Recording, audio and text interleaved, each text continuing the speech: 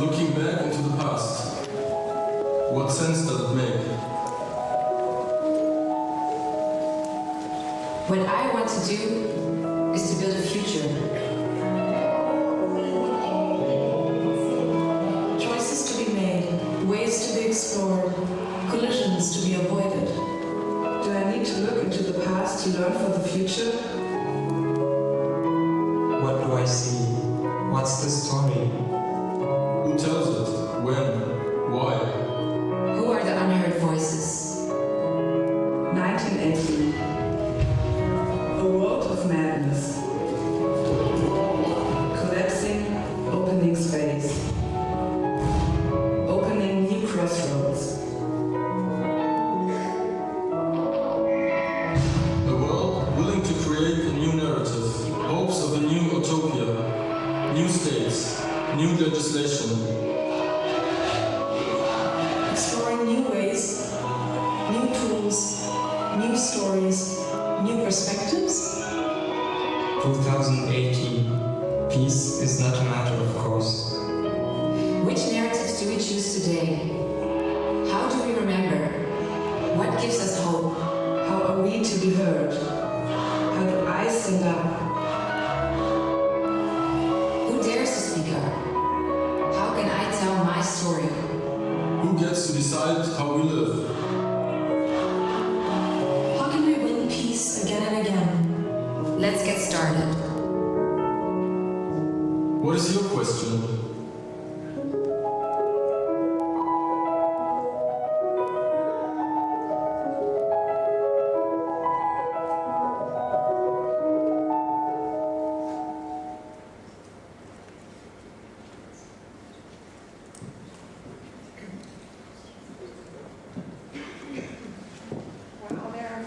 Let's get started indeed. A very, very warm welcome to all of you. I was observing you a little bit in the foyer and I couldn't help but think that, oh boy, to be young again. It's such a privilege to be in your presence today. On behalf of the German Federal Agency for Civic Education, I want to extend a very heartfelt welcome to all of you here in this venerable theater. My name is Leila Harak. I am a news anchor for Germany's international broadcaster, Deutsche Welle. And many of you here today, we know, traveled great distances to be here with us. I know, talking to the organizers, that they could not be more thrilled to have you all here be part of this festival in Berlin, the Festival of History, War, or Peace.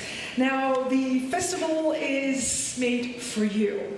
What the organizers hope is that you think of this in the next couple of 3 days as a campus where you can contribute, participate in workshops on a variety of subjects. And what we hope, and we will consider that mission accomplished if you have thought-provoking discussions and make meaningful connections. And then I think we have our jobs done here. Now, the significance of World War I, of course, looms very large in this festival. The Great War, as it is known as well in the English-speaking world, was a war that brought the world to its knees. Some 20 million people lost their lives. 10 million of those were civilians, and more than 21 million soldiers were injured, many maimed, crippled for life, or badly traumatized. Now, as the historians here in your presence at this festival will attest, is that the war began as a result of a very complex tapestry of 19th century alliances, rising militarism, and aggression and overblown patriotism. When the guns fell silent and the carnage had ended, many people said 100 years ago in 1918 that the Great War was the war that ended all wars. Now, the world's established order at that time was in tatters. Royal houses fell, empires collapsed, maps were redrawn, new boundaries created, and encrusted cultural and moral mores were redrawn. And for those particularly living under colonial rule, it was for the first time that they could envisage the prospect of self-determination, independence, and freedom. It became tangible for the very first time. Everything also changed from fashion to art to the role of women in society. But of course, as it's for being the last war to end all wars, well, as we all know, that was not to be. Because a mere 2 decades later, 21 years later to be exact, the world was again at war, and millions more lost their lives. And cities were twisted in ruins once more, and weapons so horrific that they defy our worst nightmares.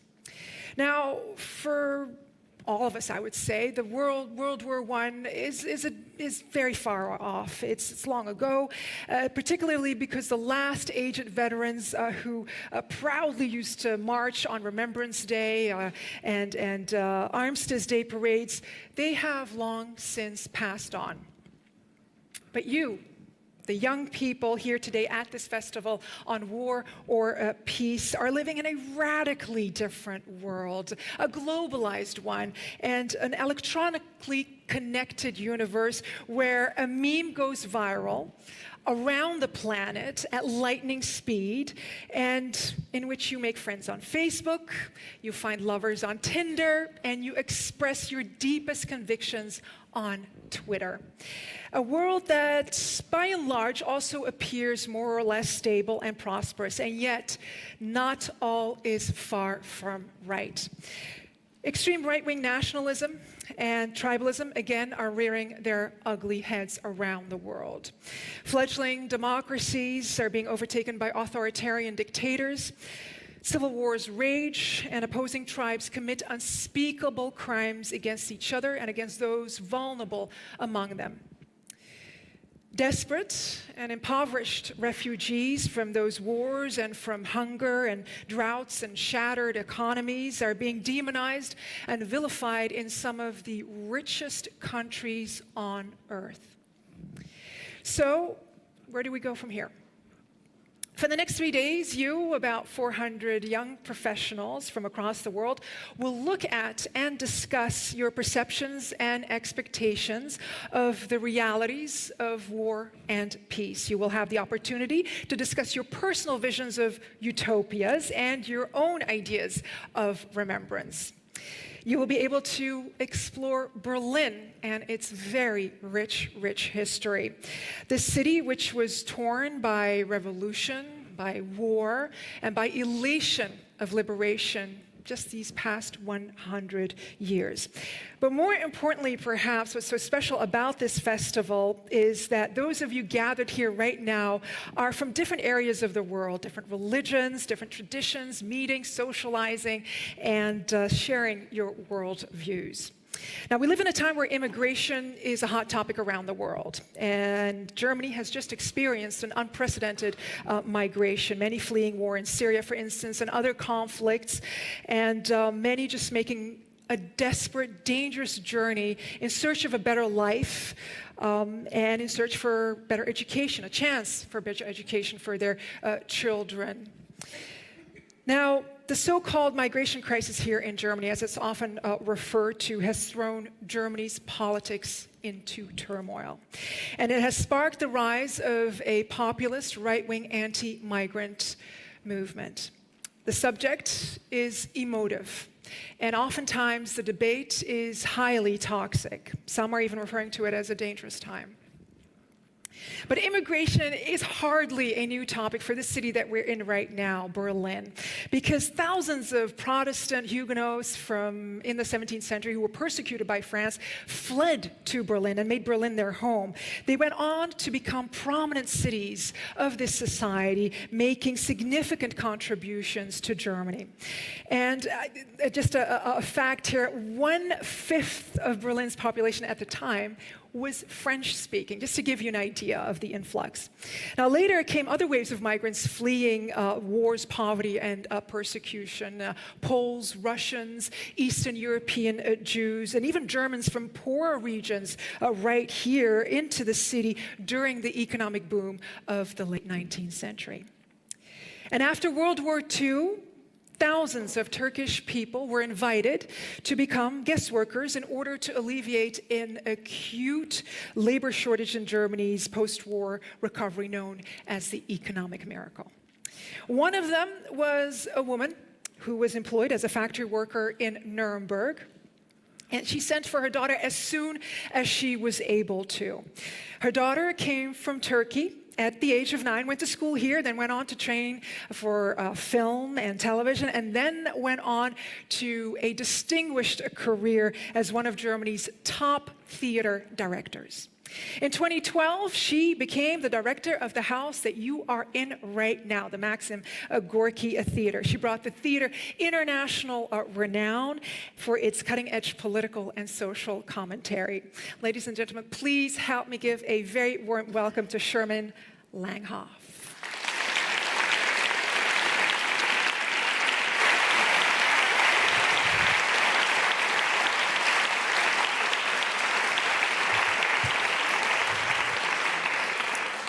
I can't see you all, but I know it's full.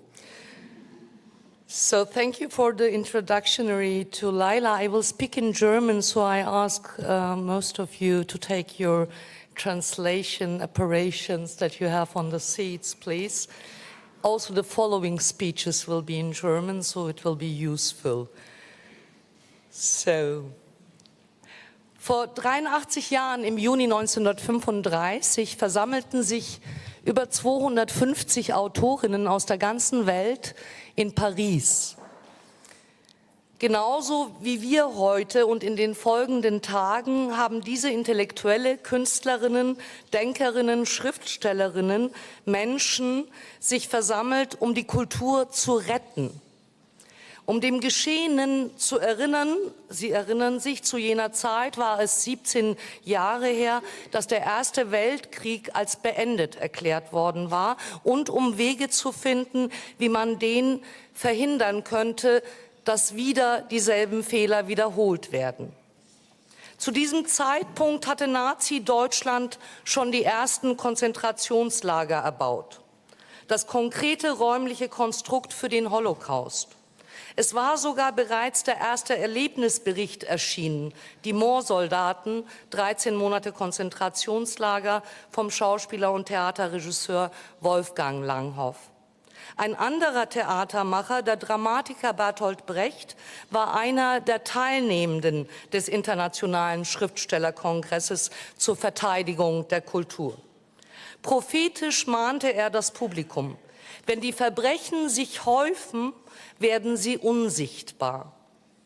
Genau wie ihr, all die jungen Menschen, die sich jetzt hier in diesem Theater befinden, am Campus teilnehmen und versuchen, die Macht des Gedanken, der Sprache und der Kommunikation zu mobilisieren, haben all diese Schriftstellerinnen aus der ganzen Welt damals versucht, Solidarität zu demonstrieren, sichtbar zu machen und der Welt zu zeigen, dass es nicht vollkommen dem Faschismus verloren war. Willkommen im Gorki. Ich bin Ihnen allen, die dieser Einladung der Bundeszentrale für politische Bildung gefolgt sind, jedem Einzelnen der 400, dankbar, dass Sie gekommen sind, um darüber nachzudenken, was das Erbe des Ersten Weltkrieges unserer Welt hinterlassen hat. Nicht etwa um der Vergangenheit und um ihrer selbst willen zu gedenken, sondern um weiterzudenken für die gegenwärtig schwierige Zeit. Denn ihre Generation wird entscheidend sein für die Zukunft.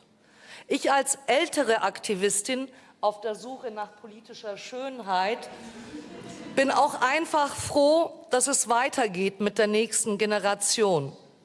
In diesem Sinne danke ich auch im Namen meines Co-Leiters Jens Hilje, Thomas Krüger von der Bundeszentrale für politische Bildung für seine Initiative und seinem gesamten Team für diesen Campus. Andreas Görgen vom Auswärtigen Amt und Kirsten Hass von der Kulturstiftung des Bundes für Ermöglichung und Kooperation und nicht zuletzt bei Maslum Nergis und Alexa Grefe stellvertretend für das Engagement meiner Kolleginnen im Gorki. Ich freue mich sehr, dass die Staatsministerin Michelle Müntefering aus dem Auswärtigen Amt heute zu uns spricht und ganz besonders, dass Achille Membe die Keynote hält, zum zweiten Mal in diesem Haus. Ich wünsche Ihnen allen bereichernde Debatten, viele spannende intellektuelle und persönliche Begegnungen in den nächsten Tagen und freue mich, wenn ich bei der einen oder anderen dabei sein darf. In diesem Sinne, viel Vergnügen im Gorki.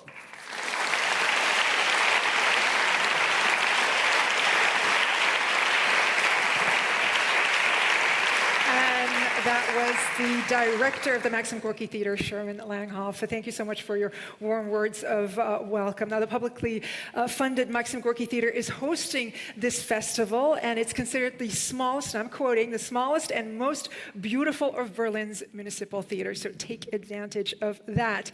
In parallel with the campus that you will all be attending, the theater is presenting a program of plays, performances, and lectures on the theme War and Peace. And these presentations are open to the public. Please consult the program for more information. Now, the next speaker has said that it's not the task of the German government to export culture. Instead, what she stresses is international teamwork, cooperation, and exchange as to what the world needs most at the moment.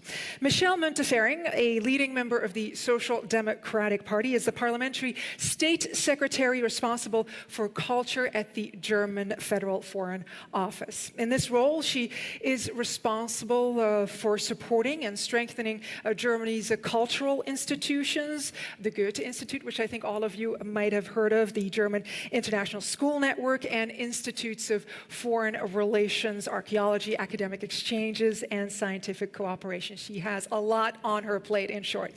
Frau Müntefering has said that one of her primary roles is to bolster freedom. And then she points to the German government's initiative to help protect persecuted artists, journalists, and scientists. She also says that part of her job is to improve the younger generation's historical consciousness. And that, of course, makes her a natural fit for this festival as well. Michelle Müntefering grew up in Germany's Rust Belt, also known as the Ruhr Valley, surrounded by political poetry, art, and music. She attended the Hibernia School, part of a worldwide network of holistic Waldorf schools, and trained to become a child care worker. She then went on to earn a degree in journalism and did an apprenticeship at the Social Democrat Monthly magazine and worked there for several years as a freelance journalist. She was elected to Germany's federal parliament in the Bundestag in 2013 and became parliamentary state secretary in the Foreign Office this past March. She's no stranger to international foreign affairs, having served as her party's rapporteur on relations with Turkey and in German-Turkish, German-Israeli, German-Iranian parliamentary friendship groups. Frau Müntefering is the first Foreign Office State Secretary whose job is primarily focusing on international culture. She works closely with a colleague whose task is German domestic culture and media. In this time of crises, civil wars and mass migration and squalid refugee camps, she says, and I found this very, very telling, humanitarian aid is more than just a bed, some bread, and a tent. It also requires compassion. Please, a very warm welcome for Michelle Müntefering.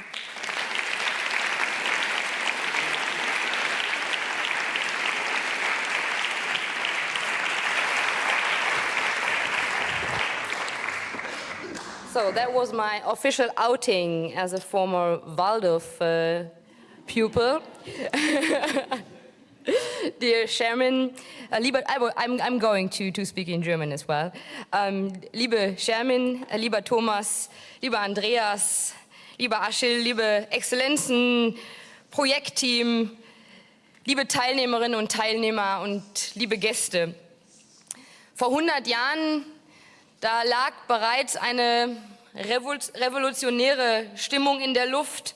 Und nur wenige Wochen später, am 9. November 1918, rief der Sozialdemokrat Philipp Scheidemann die Deutsche Republik von einem Fenster des Reichstages aus. Dieses Fenster, das ist heute der Balkon des Abgeordnetenrestaurants über dem Besucherzentrum des Deutschen Bundestages gen Kanzleramt gerichtet. Zwischen Schnitzel und Eintopf erinnert also eine stille Tafel die Parlamentarier und Besucher an diesen bedeutenden Moment deutscher Geschichte. Und Berlin ist heute, Shermin hat es gerade gesagt, mehr noch zu einem Ort geworden, an dem Geschichte und Erinnerung auch untrennbar miteinander verbunden sind. Vor 100 Jahren endete zugleich, was einige Historiker die Urkatastrophe des 20. Jahrhunderts nennen. Der Erste Weltkrieg, der eine ganze Reihe von Krisen nach sich zog, die im Aufstieg und der Machtübernahme Hitlers und damit im Zweiten Weltkrieg endeten. Und ob diese Kausalität so stimmt oder welche Umstände die letztlich entscheidenden waren, darüber lässt sich heute noch diskutieren, darüber lässt sich trefflich streiten. Das überlasse ich den Historikern und Geschichtsforschern. Aber ganz so einfach ist das sicher nicht, denn mit den Haager Friedenskonferenzen und dem Völkerbund gab es auch gleich nach dem Ersten Weltkrieg das Ziel, in einer internationalen, multilateralen Struktur dauerhaft Frieden zu sichern. Und doch wurde danach mit der Shoah Schlimmeres, Unvorstellbares wahr.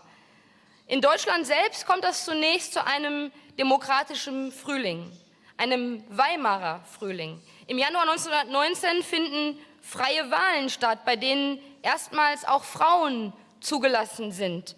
Mit Marie Juchas, ebenfalls eine Sozialdemokratin, spricht am 19.01.1919 zum ersten Mal eine Frau im Parlament. Und es wird noch eine ganze Weile dauern, bis Frauen im Parlament auch in Hosen auftreten dürfen, bis ihnen das Grundgesetz gleiche Rechte sichert. Und bis heute bleibt es eine Aufgabe, diese garantierten Rechte auch umzusetzen. In Weimar jedenfalls bekommt die junge Republik eine Verfassung. Und letztlich scheitert diese erste deutsche Demokratie jedoch auch, weil das Vertrauen der Menschen in die eigene demokratische Stärke fehlte. Aber auch, weil Extremisten massiv gegen sie ankämpfen. Aber ich will heute nicht Geschichte referieren, sondern etwas dazu sagen, warum es wichtig ist, dass wir uns mit Geschichte auseinandersetzen. Und sehen Sie es mir nach, wenn ich dazu noch ein paar Sozialdemokratinnen und Sozialdemokraten bemühe, denn diese Geschichte ist eben auch eng mit der Geschichte der ältesten deutschen demokratischen Partei verbunden und umso mehr auch natürlich in meiner persönlichen Betrachtung. Ein Blick in die Geschichte.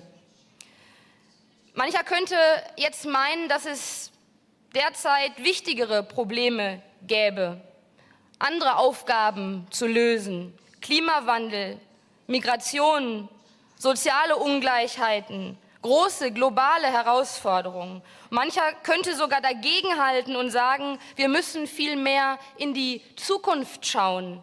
Und doch gibt es gute Gründe, warum wir gerade heute die Auseinandersetzung mit Geschichte, also auch den Blick in die Vergangenheit, so dringend brauchen.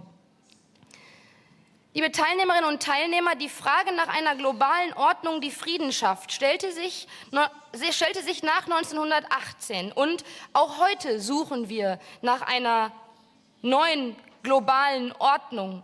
Bereits 1924 nahmen die Sozialdemokraten übrigens die Forderung nach den Vereinigten Staaten von Europa in ihr Heidelberger Programm auf. Die Vereinigten Staaten Europa.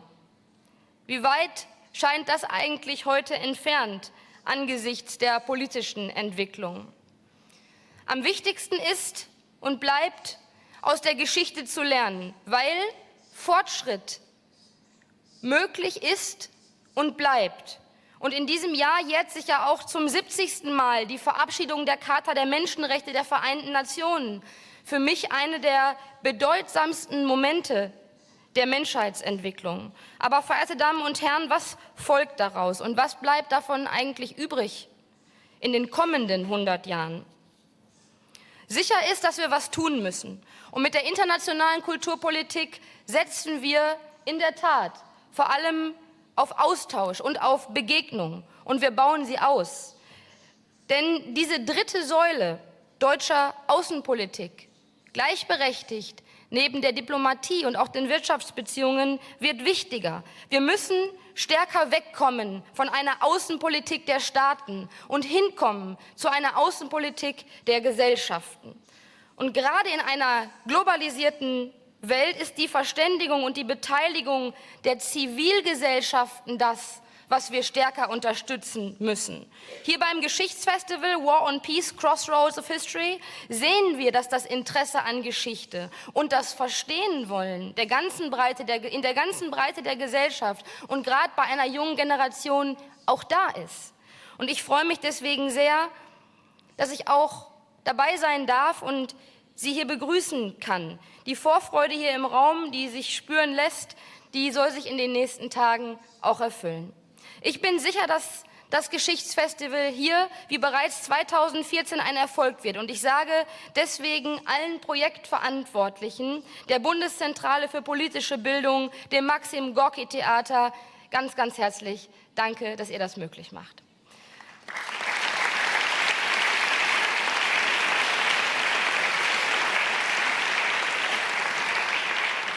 Ich finde das Konzept absolut überzeugend. An einem Ort, einem Theater, der wie kaum ein anderer für gemeinsame Schaffensprozesse, aber eben auch für vielfältige Perspektiven und für Internationalität steht. Reden wir über das Wissen um Geschichte. Wir reden darüber, wie Geschichte immer wieder neu erzählt und angeeignet wird, wie Geschichte auch instrumentalisiert wird. Und wir reden darüber, wie Selbst- und Fremdbilder gebrochen und wieder neu konstruiert werden und wie daraus neue Deutungsmuster entstehen. Und es ist wichtig, dass diese Fragen auch Gegenstand der politischen Bildung sind. Und deswegen unterstützen wir als Auswärtiges Amt dieses Festival. Und es ist gut, dass die Bundeszentrale auch daran arbeitet, die wichtige politische Bildung zu einem Teil der internationalen Kultur- und Bildungspolitik zu machen.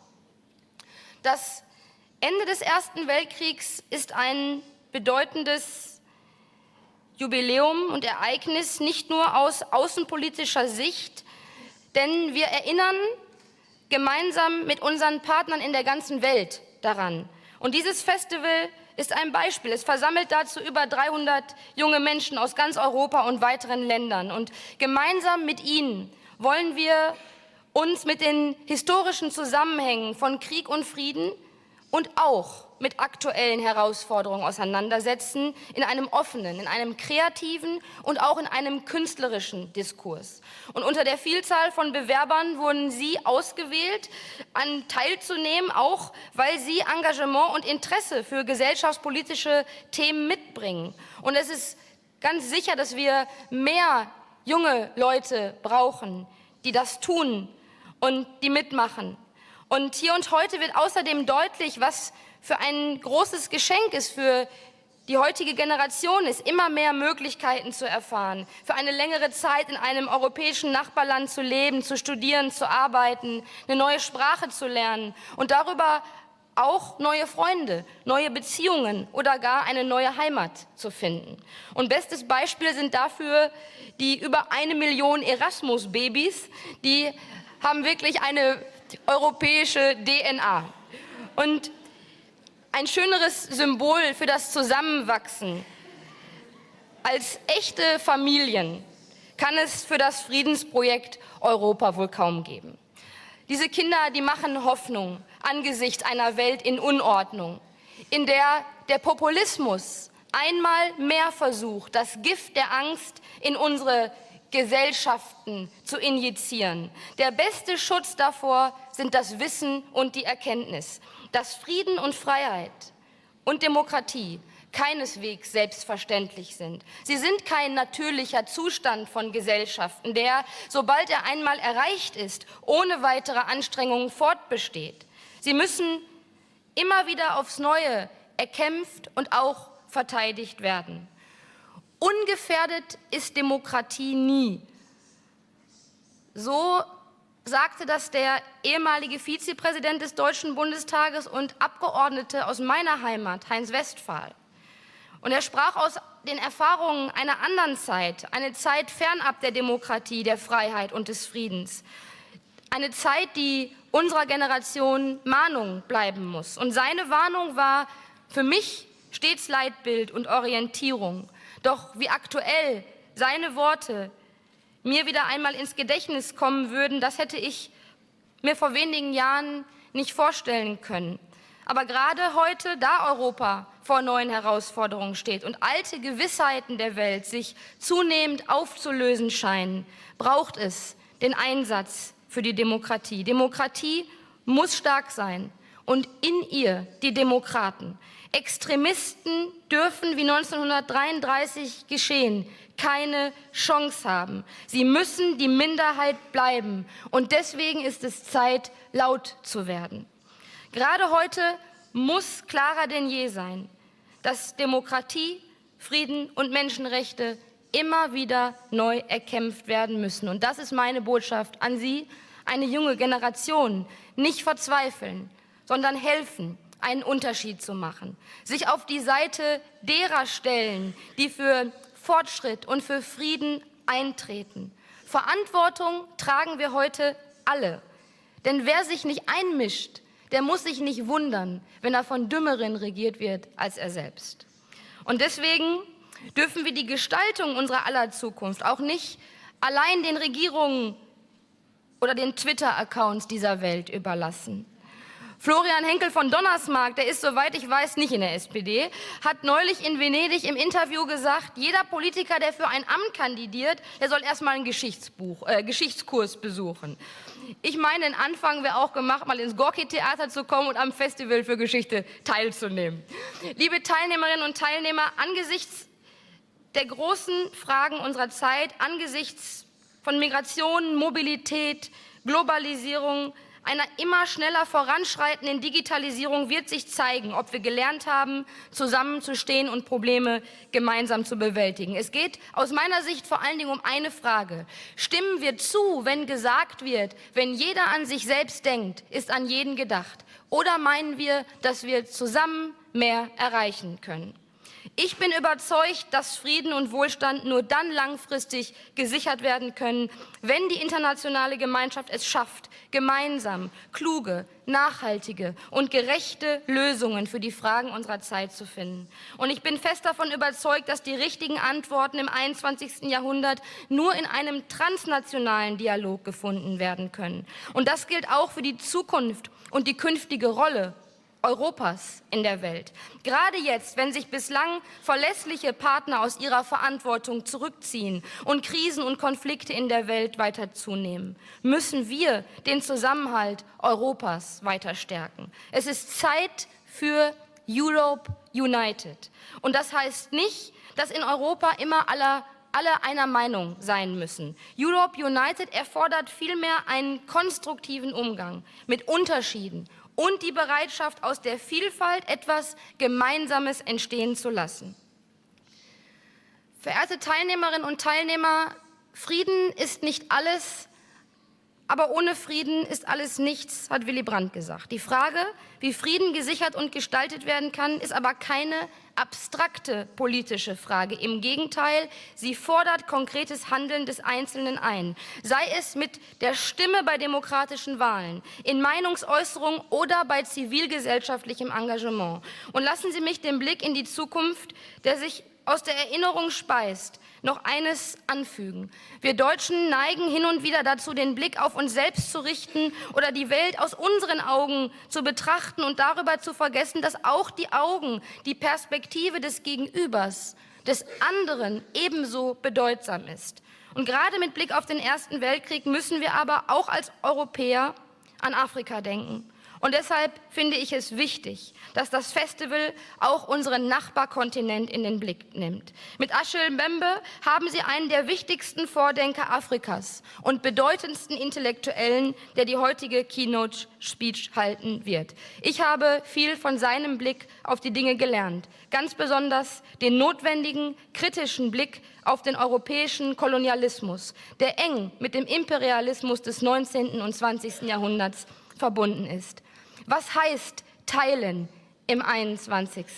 Jahrhundert, fragt er uns und trifft damit den Kern des Zusammenlebens in der Gesellschaft. Lieber Achille Mbembe, ich meine, wir müssen begreifen, dass es uns langfristig nur gut geht, wenn es auch anderen gut geht. Und das ist eben der Kern internationaler Kulturpolitik, die auf Dialog setzt, auf Verständigung und Zusammenarbeit. Und das ist auch die Idee des Multilateralismus. Das ist es, was wir in einer kulturell vielfältigen, grenzüberschreitend verflochtenen und postkolonialen Gesellschaft brauchen.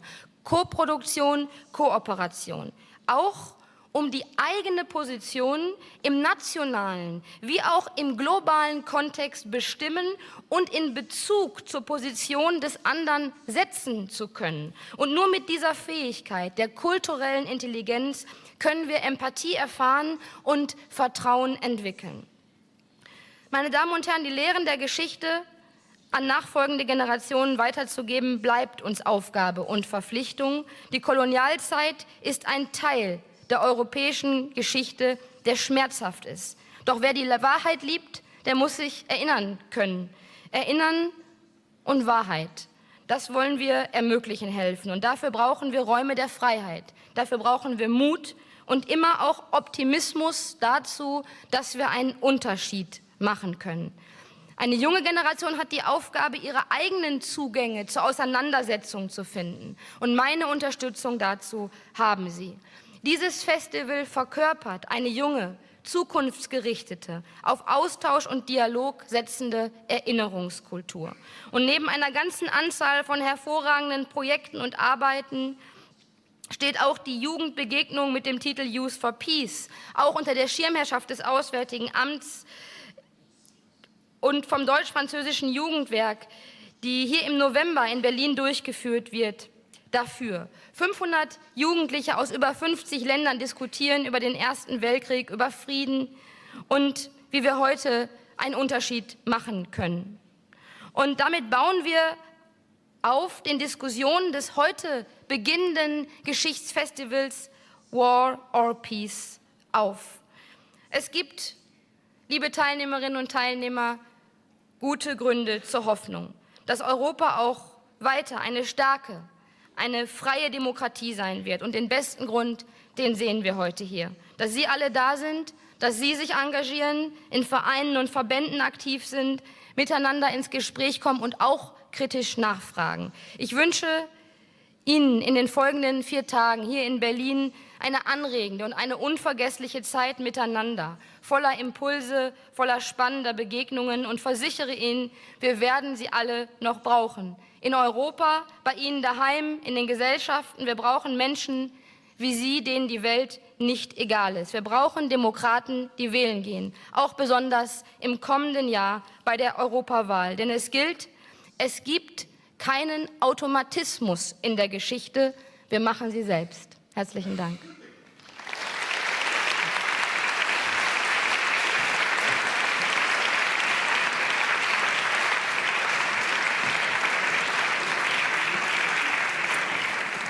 There you have it, ladies and gentlemen. You make history. There are some 4 to 9 million Roma and Sinti here in Europe at the moment. No one knows the exact number, but primarily known in the English-speaking world as Gypsies. They are currently Europe's most persecuted ethnic group. Genome research and linguistic evidence now confirm that the Roma originally come from northwestern India. But they've been living in Europe since the Middle Ages. In the past, they were nomads who wandered Europe's highways, going from town to town. And when they settled down, it was at the outskirts of villages, cities, and at the fringe of society in general. They practiced ancient trades like goldsmith, silversmith, worked as tinkers, and traveling from place to place, mending pots and pans wherever they went, performed traditional music and dance, and spoke their own languages.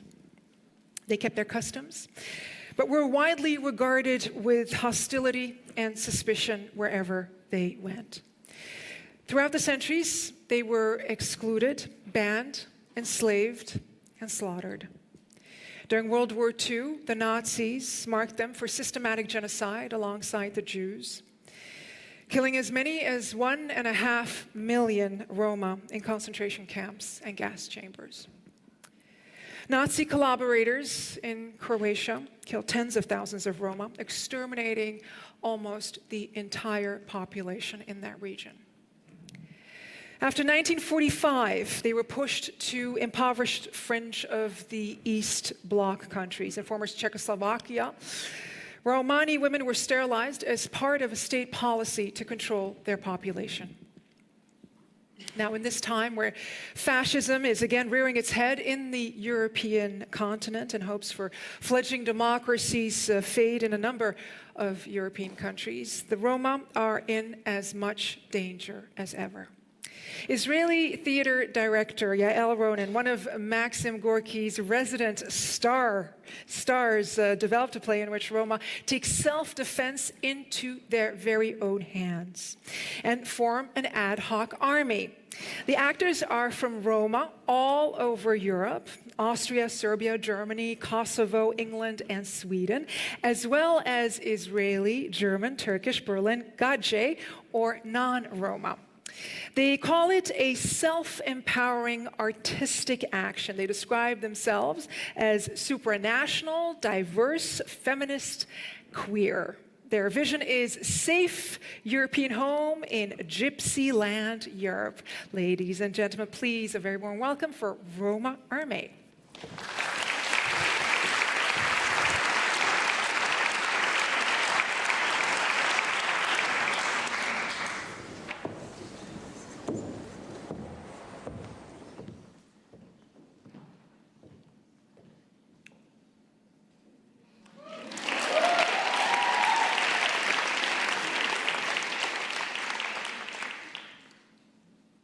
Music. Guten Abend. Welcome, people. Lascio bel vendurumanos. Okay, are you ready for the Roma army? Yes! Let me introduce them to you, okay? Here we go. 5, 6, 7. This is Simonida. She's a woman. She's Roma. She's brown. She's a mother. She's 40, allergic, a vegan, hysteric. She's spiritual. She's a healer. Bisexual, heterosexual, she's sexual. She's a balcony. Yeah, whatever. And she hasn't had a period for 9 months. Can you imagine? Nothing, totally dry. Yes, bleed, Simonida. Bleed. Yes. Oh, I love it. 5, 6, 7. This is Raya. She's a woman. She's Roma. She's English. She's a British traveler. No, she's a Romani. No, she's a traveling. Oh, fuck it. She's a gypsy. She's white and blonde. She's educated. She can read. She's innocent. She's a country girl. She's a party girl. Heterosexual and biracial. She's a feminist. And the period started 2 years ago. 5? She was 5 when the period started. That makes her like 7 years old, and that's quite extraordinary, isn't it? Yes. 5, 6, 7. This is Orit. She's a woman. She's a mother. She's Jewish. Israeli. Hey, hey, hey, hey,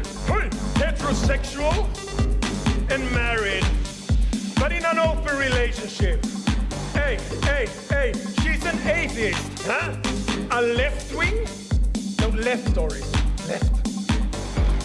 She's privileged and blind, but refuses to wear glasses. And she's hetero, flexible. Woo! And the period just started right on time. 5, 6, 3. This is Hamza. He's a man. He's Roma. He's a father. He's queer. He's brown. He's short. He's childish. He's strong. He's an activist and superstitious. He's a Muslim. Politician, provocateur. Ow! And he doesn't have a period, but he bleeds from his nose. 5, 6, 3. This is Sandra. She's macho. She's Roma. A macho Roma. She's a woman and gender liquid. She's a lesbian. A tomboy. She's Michael Jackson. Oh, the Roma Michael Jackson. She's a rapper. A gangster. And the period is very long and very strong. Okay. 5, 6, 3, up. Von der Pusa will ich träumen bei Zigeunermusik. Den sie spiel ich im Geheimen, denn dort wartet mein Glück. Wo der Ramenschiku singt, wo verglüht mein Herz zerbricht. Von der Pusa will ich träumen, wenn der Schade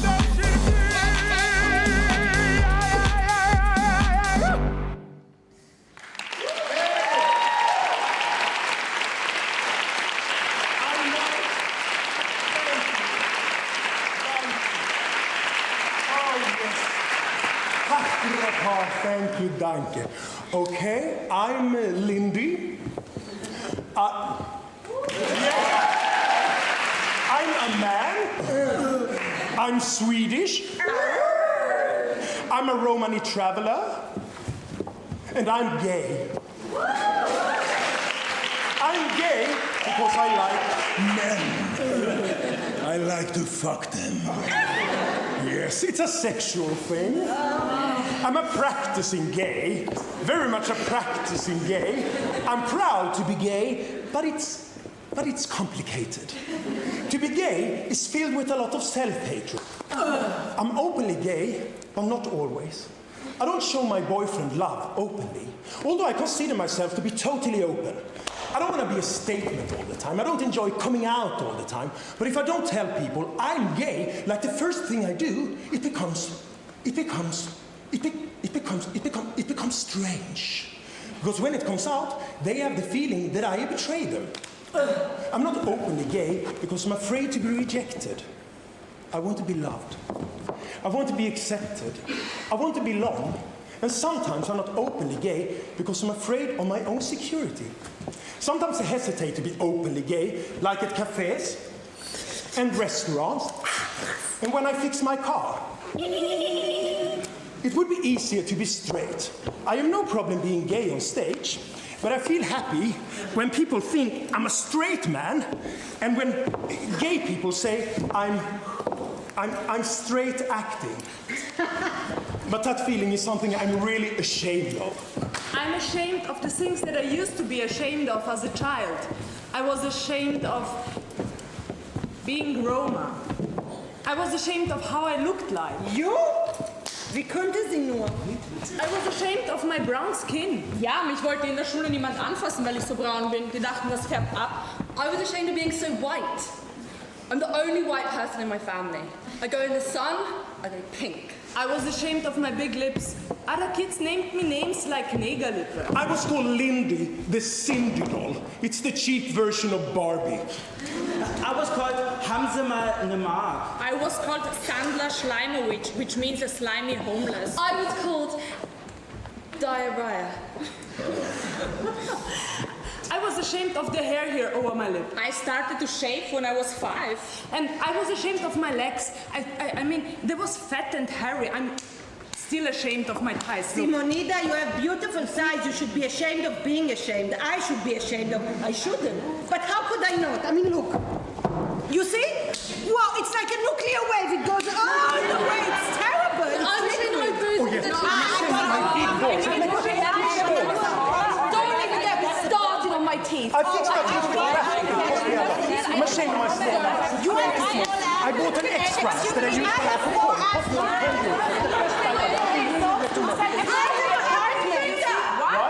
I have an ugly finger. Ugly finger? I want to see. Come on, liberating. I'm ashamed to be so hairy. I love hair. I love pubic hair. Yes. And I think we should all have it. I still have beard from the time when I was taking testosterone. I have to take it out every day. Why did you take testosterone? Because I wanted to become a guy. And why didn't you become a guy? Because I don't like beard. I'm ashamed about my toes. What? You have beautiful toes, but you should be ashamed of your nose. You have a very big nose. My nose is actually like a zelt. I can open it like a decker. See this? And it goes back. It's terrible. It's so shameful. So bad. I'm ashamed of my warts. I was ashamed. This little meat. Meatballs. Not meatballs. No. Nobody wanted to hold hand with me in the school, and I was fat. You were never fat. 95 kilos. I was extremely skinny and I was very short. Liddy, you were never short. She was short. I was never short. I was ashamed that I couldn't fight, that I didn't stand up for myself, that I was bullied. I was ashamed that I didn't help my little sister when she got beaten. I helped my sister. Yeah, you helped me. I was ashamed that I didn't have any friends. I had imaginary friends. Yeah, and I was ashamed when my father caught me pretending I was a mermaid. You were a mermaid. Yes, I am. I was a mermaid too. Oh yeah, I was ashamed of being so feminine. Und ich habe mich so dafür geschämt, ein Mädchen zu sein. Ich habe mich so geschämt, dass mir diese Brüste gewachsen sind. Als ich 4 Jahre alt war, habe ich alle meine Freunde versammelt und habe ihnen verkündet, ich mache mir einen Penis. And I was so ashamed when I got my period. Oh, wow. When I got my period, it looked like a massacre. There was blood everywhere.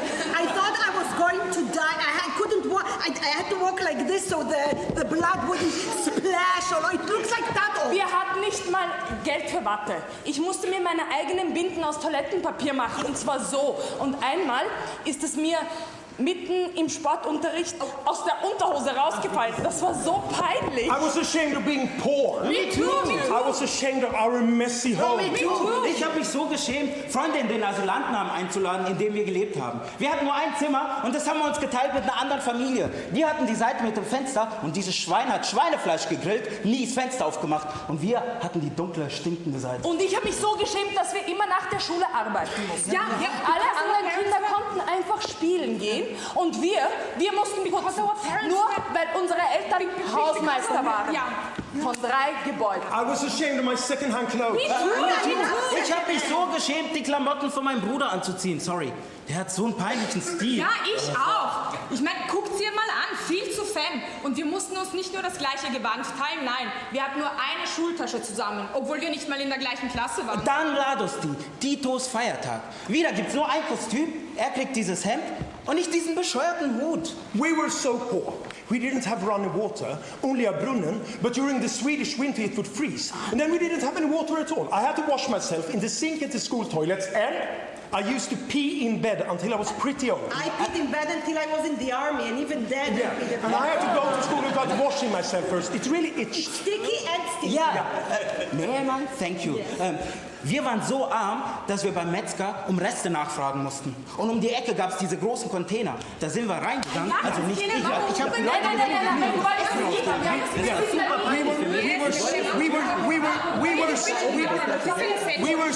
We were so poor. Sometimes my parents made me go into the local grocery store alone.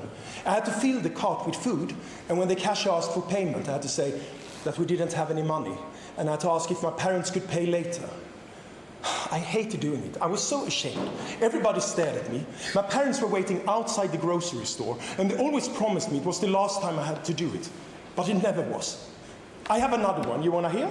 Yes? Yeah? Well, at school you can learn to play the piano for free, but only if you had a piano at home to practice on. I wanted to learn it so badly, so I lied and said that I had one. I draw a keyboard on a piece of paper, and I practiced my fingers on it without music coming out. And when it was a presentation of the music class at my school, all the kids were dressed up. And when it was my turn to play, someone said, "Poor child." I was so dirty. My hands left dirt marks on the white keyboards. I couldn't look down at the keyboard. I had to start over 10 times. And that happened in Sweden. Yeah. But how come you didn't get welfare? Because my mother was too afraid to ask for it. She was afraid that they would take us kids away from her. It's strange.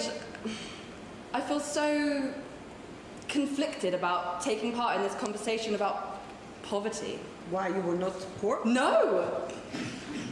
Yeah, no. If I was to start any sentence with "we were so poor," my mum would kill me.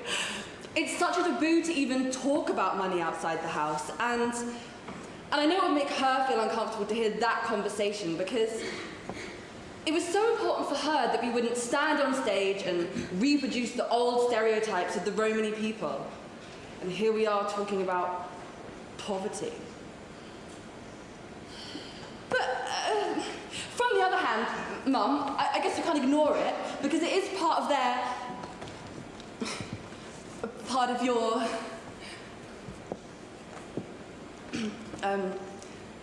part of our biographies. So we should talk about it. And of course, poverty is a Roma issue because Roma are systematically pushed to poverty. So we shouldn't lie about it.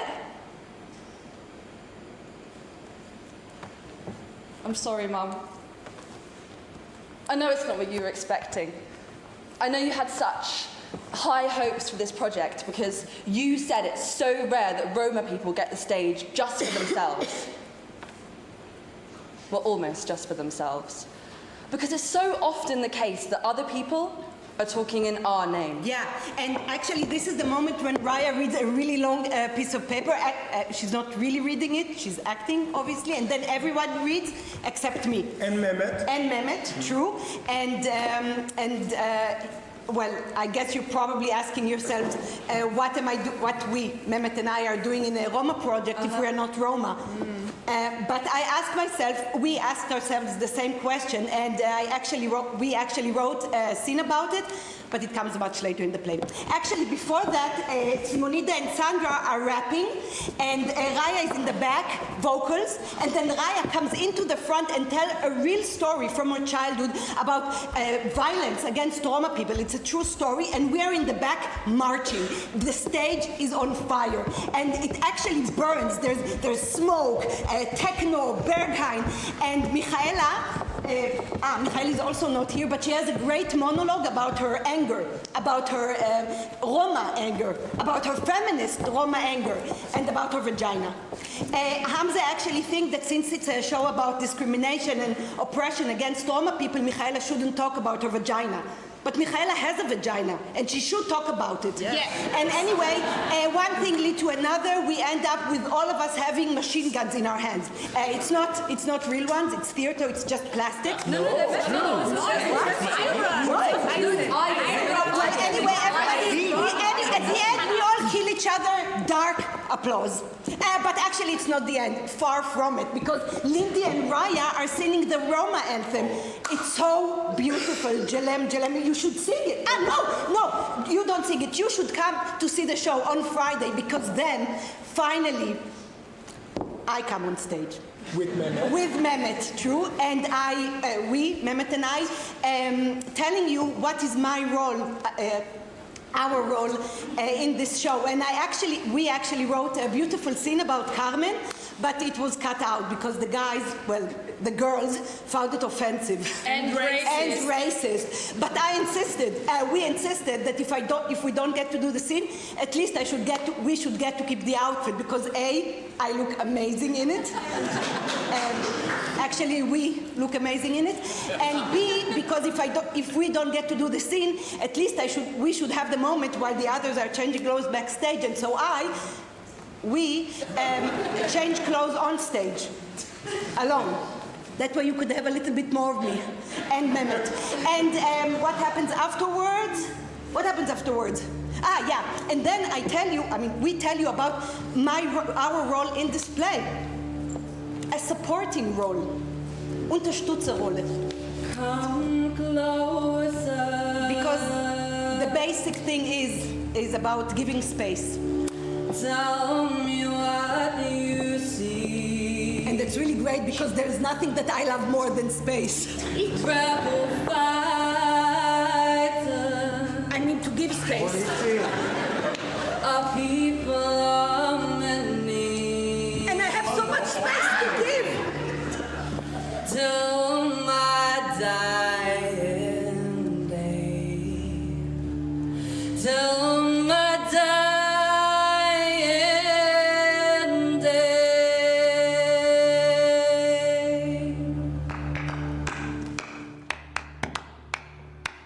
Come closer, tell me what you see. Rebel fighters, our people are many. Till my dying day. Till my dying day. Tied to no common land, no borders do you see. My blood is strong, gel the kushti drum. My blood is strong. My blood is strong. I will roam and I will roam. I will roam and I will roam. Pouring to have our identity, leading the way for our Chevys till my dying day. Till my dying day. Look in my yaks, tell me what you see. Is it passion, is it fire? You wanna dance with me? My blood is strong.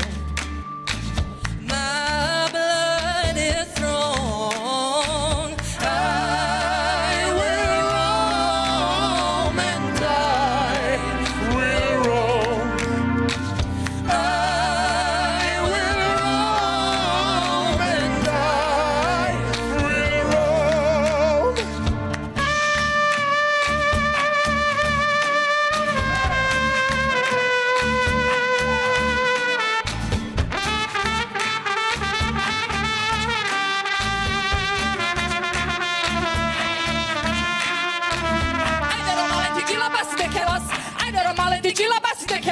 Samuel Romenge, hutas, Samuel Romenge. I don't know did you labas de kelas. I don't know did you labas de kelas. Samuel Romenge, hutas, Samuel Romenge.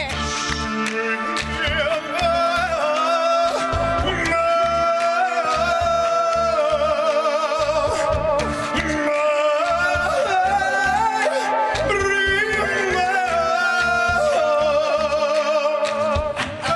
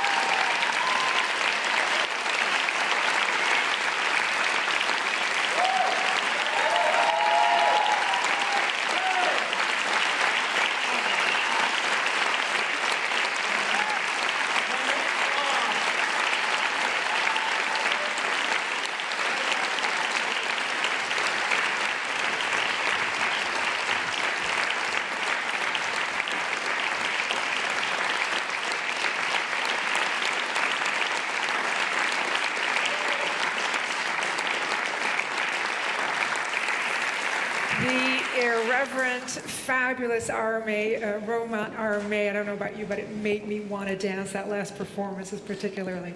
Now, when the Berlin Wall came down in 1989, Thomas Kruger was already an accomplished thorn in the sides of East Germany's rulers. The then bearded Lutheran minister ran with a group of dissidents, troublemakers, agitators, artists, and punk rockers that gravitated to East Berlin's neighborhood, Prenzlauer Berg. The gritty neighborhood back then, you could compare it to New York's East Village, a hotbed for the counterculture in Berlin, capital of the GDR, as it was known back then. Now, after the fall of the wall, Mr. Kruger helped found the East German Social Democratic Party and became East Berlin Interior Minister, member of East Germany's very short-lived parliament, and finally, the last mayor of East Berlin. In unified Berlin, Mr. Kruger was appointed Senator for Youth and Family Affairs and then went on to become a member of the German parliament, known as the Bundestag. Since 2000, he has held the position of president of the Federal Agency for Civic Education, which has organized this festival, the War or Peace Campus. Please give a very warm welcome to Mr. Kruger.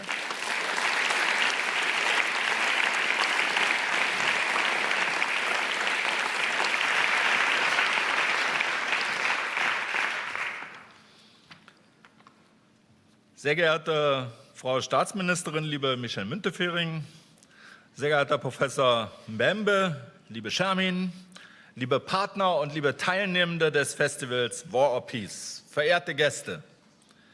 Nach dem fulminanten Auftritt der Roma Army darf ich Sie nun auch ganz herzlich willkommen heißen zum Auftakt des Geschichtsfestivals War or Peace hier im Maxim Gorki Theater in Berlin, einem der coolsten Theater, dem Theater des Jahres.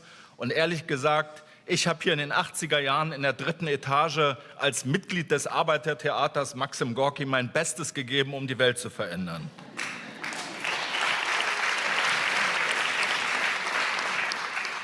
Crossroads of History, Kreuzungen der Geschichte, so heißt der Untertitel dieses Festivals. Es mag vielleicht verwundern, ein Geschichtsfestival, dessen Anlass die Erinnerung an das Jahr 1918 ist. Das Ende des Ersten Weltkriegs, des Großen Kriegs, der als Urkatastrophe des 20. Jahrhunderts gilt. Und man spricht von Kreuzungen. Kreuzungen sind ja erstmal nichts wirklich Spektakuläres. Sie existieren in jeder Stadt, aus der sie alle herkommen. In Paris, in Birmingham, in Windhoek und Haifa, in Paderborn und in Brüssel.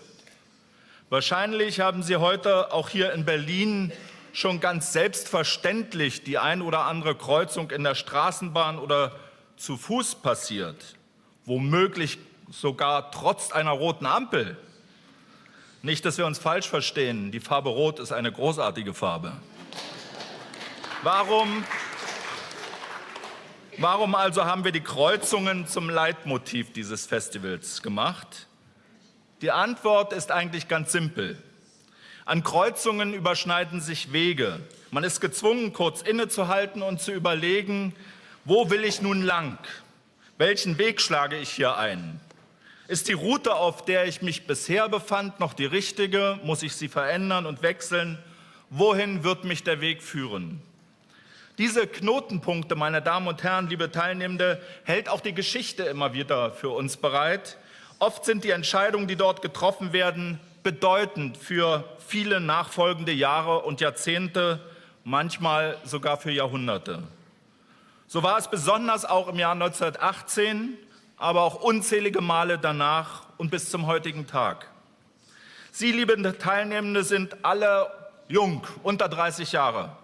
Sie werden noch zahlreiche dieser historischen Wegentscheidungen miterleben. Wir wollen alle hoffen, dass diese Entscheidungen bedacht und vor allem mit Weitsicht getroffen werden. Deshalb ist es keine schlechte Idee, wenn Sie sich selber einmischen, hier in Berlin, aber auch da, wo Sie selbst aktiv, engagiert und unterwegs sind. Seien auch Sie kluge und reflektierte Wegweiser an historischen Kreuzungen. Wenn Sie es für nötig erachten, Trauen Sie sich auch zu, mal einen anderen Weg einzuschlagen, einen Weg gegen den die Masse geht. Die Tatsache, dass Sie sich zu diesem Festival angemeldet haben, zeigt, der Blick auf den Weg, der hinter uns liegt, kann dabei sehr oft erhellend sein. Ein gemeinsamer Rückblick aus so vielen unterschiedlichen Blickwinkeln bietet immer auch die Chance, sein Navigationsgerät einmal neu einzustellen. Es ist vorhin schon angeklungen, das Jahr 1918 hat nicht nur mit einer Katastrophe in Europa selbst zu tun, sondern auch mit der jahrhundertelangen Unterwerfung der Welt durch Europa. Der Kolonialismus ist eingeschrieben und wirkt bis heute nach. Wir werden nachher von Professor Mbembe dazu noch einige Ausführungen bekommen. Es ist wichtig, dass wer an Geschichte denkt, immer auch über den Tellerrand hinwegsieht und vor allem seine eigene Geschichte kritisch reflektiert. Kreuzungen haben übrigens noch eine Eigenschaft, die wir nicht vergessen sollten. Wenn alle einfach draufhalten und ohne Rücksicht auf Verluste losfahren, dann wird das zwangsläufig dazu führen, dass es knallt. Erfolgreich können wir nur dann neue Wege gehen, wenn wir zuhören, wenn wir kommunizieren und uns über eingeschlagene Wege verständigen. Meine Damen und Herren, genau darum sind wir hier, darum veranstalten wir dieses Festival. Wir wollen zuhören, wir wollen verstehen, wir wollen uns unsere Geschichtsbilder kritisch vorstellen und sie diskutieren und dabei eben auch Ideen für die Zukunft entwickeln. Ich möchte Ihnen allen danken, dass Sie hier in Berlin im Maxim Gorki Theater im Herzen der Stadt sind, angereist aus über 50 Ländern. Der Völkerbund hat 1918 mit 32 Gründungsmitgliedern angefangen. Das ist schon mal kein schlechtes Signal, dass wir hier mehr unterwegs sind. Ich wünsche mir, dass hier Kontakte entstehen, die über den Tag hinaus halten und Brücken bauen. Ebenso danken möchte ich den großzügigen Unterstützern des Festivals, allen voran der Kulturstiftung des Bundes und dem Auswärtigen Amt, die dieses Festival überhaupt erst möglich gemacht haben.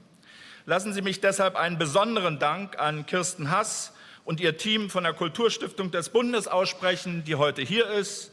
Herzlich willkommen, liebe Kirsten.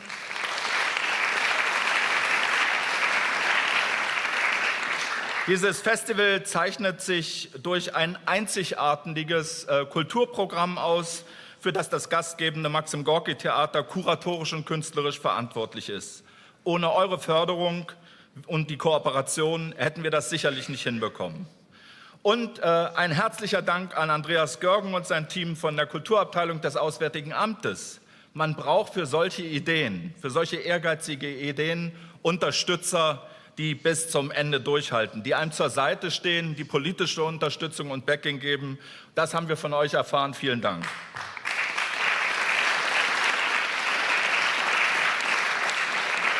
Und ein Dankeschön auch noch in eigener Sache. Ich stehe hier als der Repräsentant einer Institution, in der viele Leute die Arbeit machen. Und pars pro toto will ich Nina Schillings, dem Geist dieses Festivals, meinen Dank aussprechen. Sie hat hier tolle Arbeit in der Vorbereitung und Organisation des Festivals geleistet.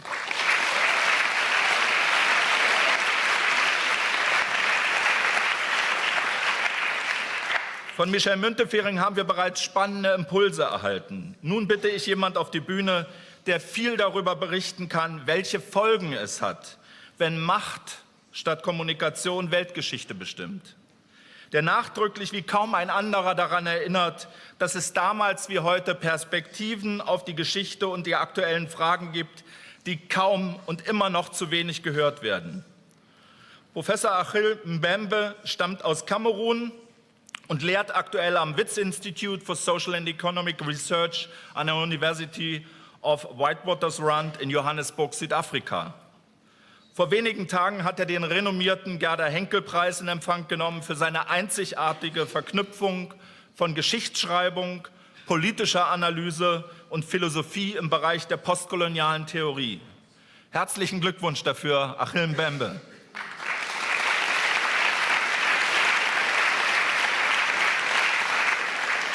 Wir sind gespannt auf Ihre Thesen zu Krieg und Frieden in Geschichte und Gegenwart. Ich bin davon überzeugt, dass diese uns inspirieren werden, die folgenden Tage unter dem Leitbild einer wirklich gelebten Multiperspektivität und des gegenseitigen Respekts füreinander zu begehen. Lieber Achim Mbembe, a very warm welcome. The stage is yours.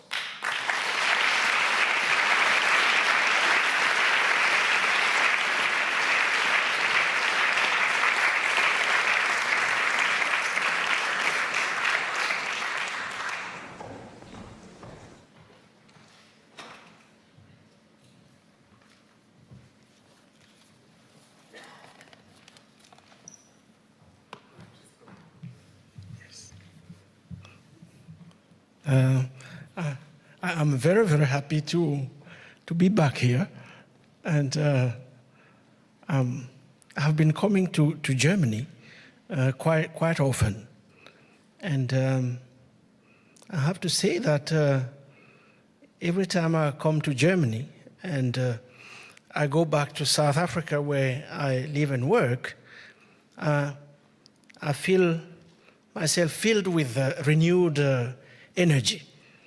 And I'm very grateful for the opportunity I have had over the last few years to meet in Germany people of the highest quality, most of whom are deeply preoccupied with the fate of our world and are willing to provide their energy, their intelligence, and their money to make sure that the generations that come behind us inherit a different kind of world.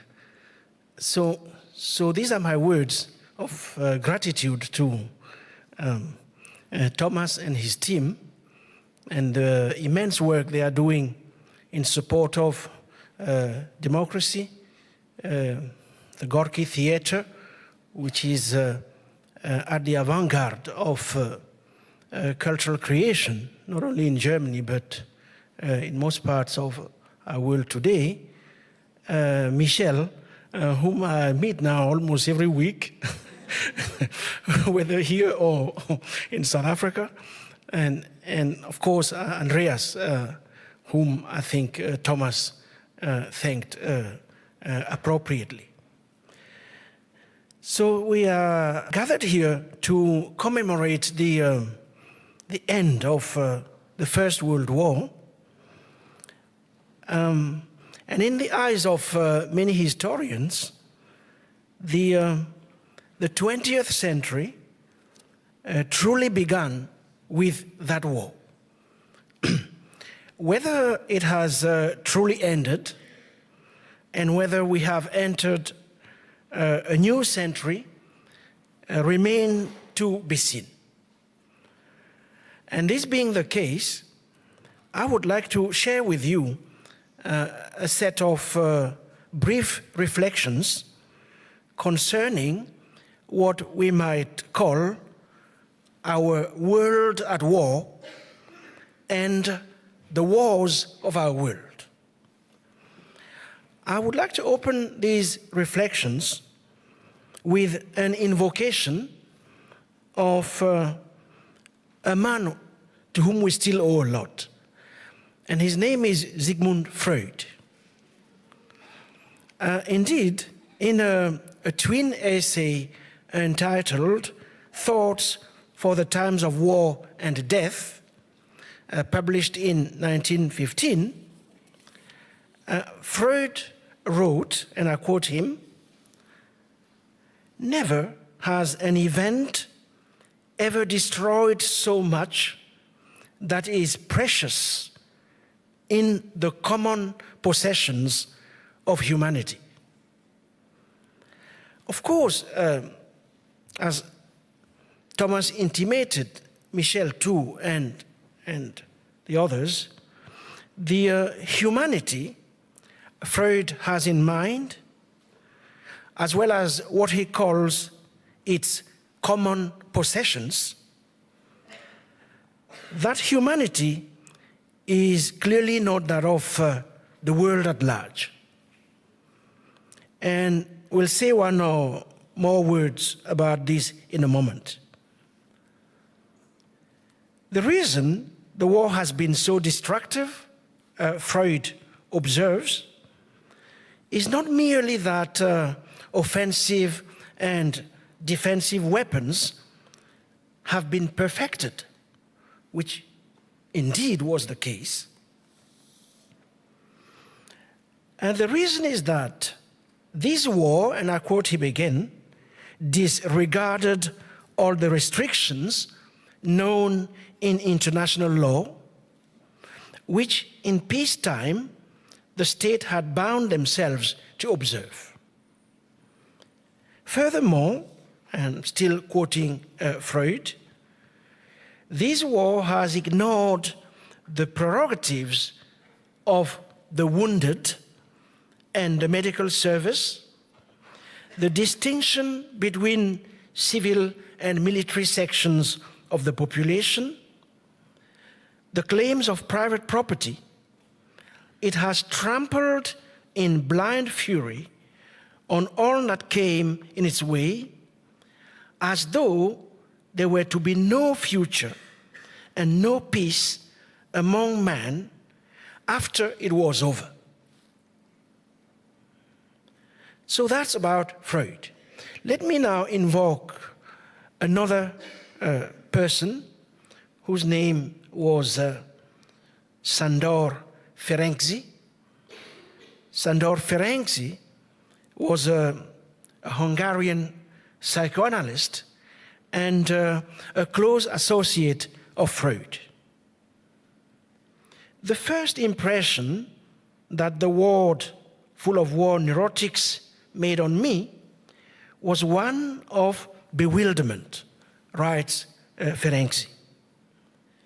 Ferengi was in charge of around 50 patients in the ward, nearly all of whom seemed, he adds, to be seriously ill, if not crippled. Many were incapable of moving about, whereas with others, the least attempt at moving gave rise to such violent tremors of knees and feet that my voice was unable to be heard above the noise of their shoes upon the floor. In Ferengi's opinion, the most remarkable thing was the gait of these tremblers. It created the impression of a spastic paresis, where the various combination of tremor, rigidity, and weakness produced quite peculiar gaits, possibly only to be reproduced by cinematography. I invoke Freud and Ferengi partly because, more than other thinkers of the time, they put their fingers on the kind of cultural pessimism that had engulfed Europe in the wake of the Great War. Indeed, if Europe likes to describe herself as the birthplace of the Enlightenment, and God knows, a world without Europe would have been utterly unrecognizable, let's not forget that the same Europe has historically been capable of the most dramatic feats of pessimism. In fact, hidden at the bottom of the modern European spirit and imaginary has always been an immense reservoir of nihilism. Very often in the past, pessimism and nihilism have manifested themselves in the form of nationalism and militarism. Whenever this has happened, military nationalism has found its wellspring in an unprecedented will to destroy, devastation, and catastrophe. The First World War was a cataclysmic reenactment of this negative drive, the emblematic figure of which was the soldier returning from the hell of the trenches, having endured the unbearable experience of the mud, having borne witness to a world in tatters, in short, having lived close to death in its most outrageous and profane forms. Just think of it.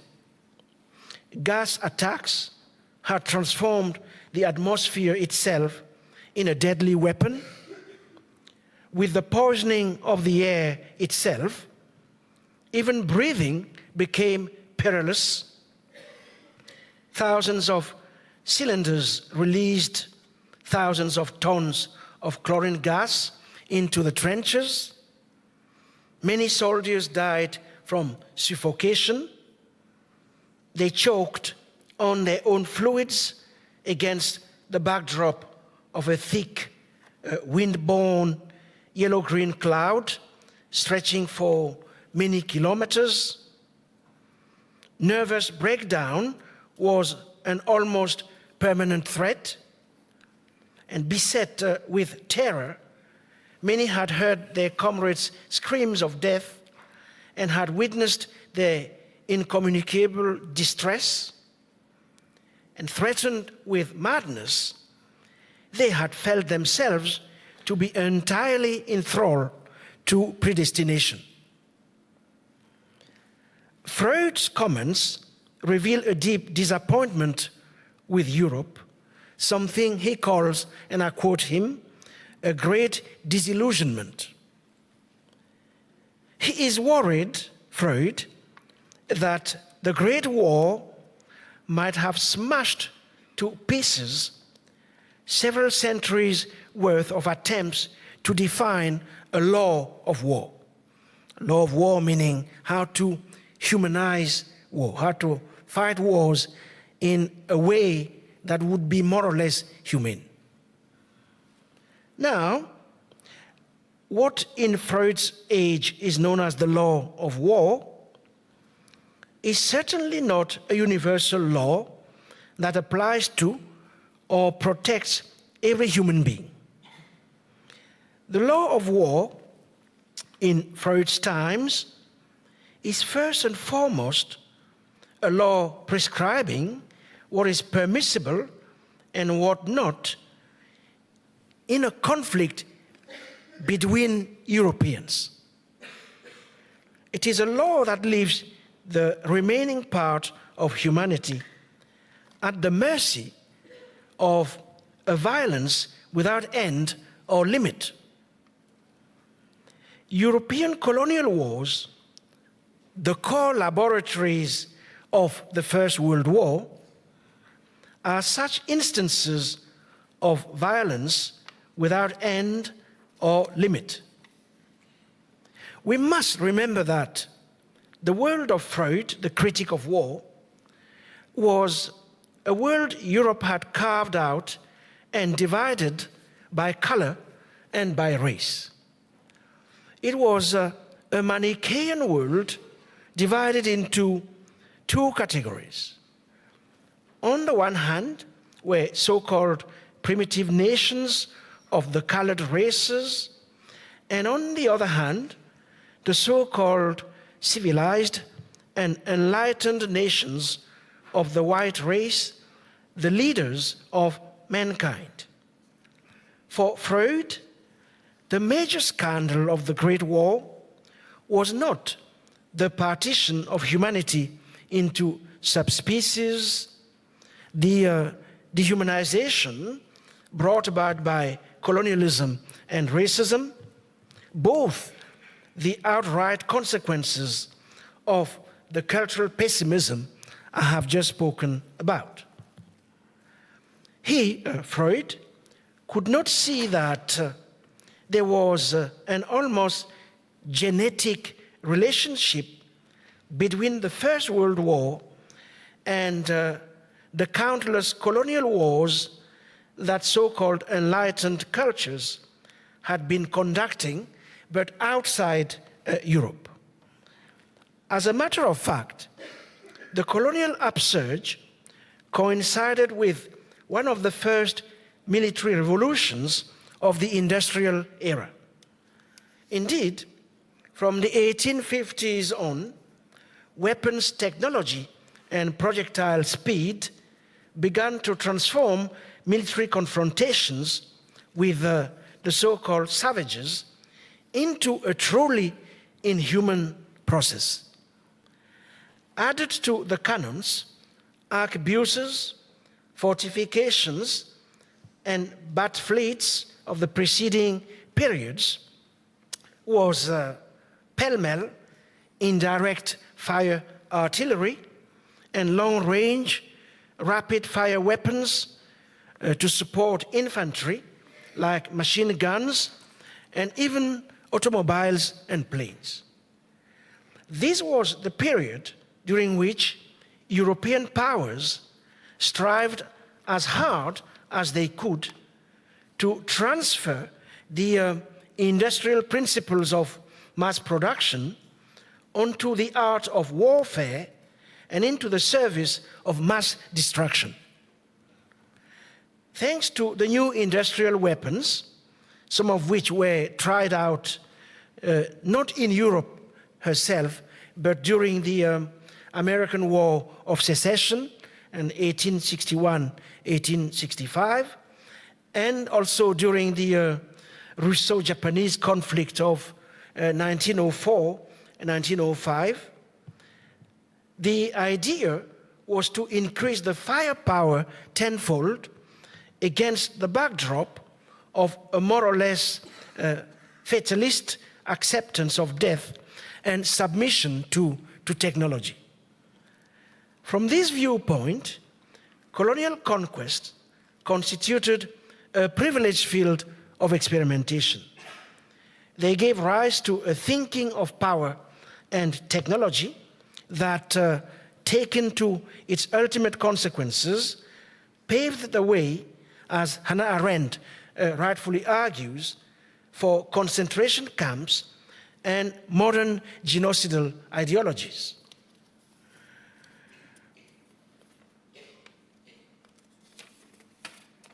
So, in fact, colonial wars gave rise to a violence that did not obey any rule of proportionality. They paved the way to a sphere of unregulated war outside the law, many features of which re-emerge at the core of Europe in 1914, 1918. To put it in simple terms, all that Europe did outside came back to haunt her during the First World War.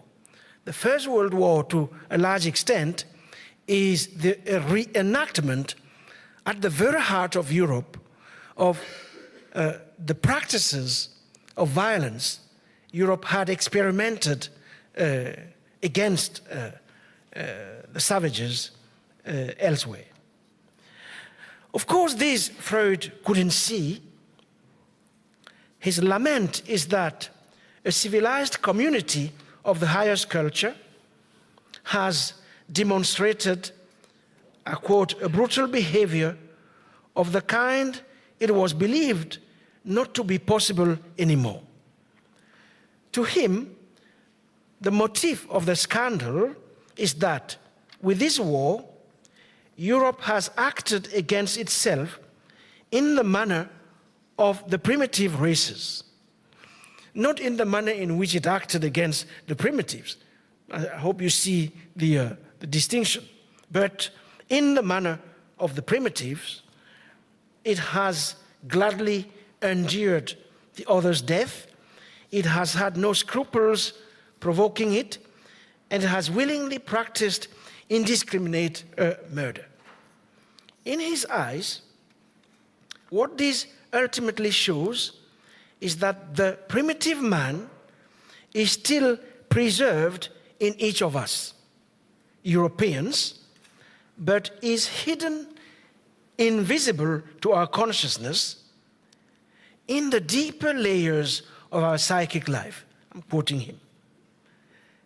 The vast reorganization of the life of drives that the civilizing process was supposed to bring about has barely erased the capacities particular to returning to the past, a process Freud names regression. The greatest lesson to be drawn from the Great War is therefore that primitive conditions can always be reconstructed, the primitive psyche being, in the strictest sense, indestructible. This death drive, or this drive for destruction, Europe can divert it towards the outside, at the objects of the outside world, and this is what colonialism had meant. But many other parts of this same drive can and do always escape the taming process, which is the very aim of the civilizing endeavor.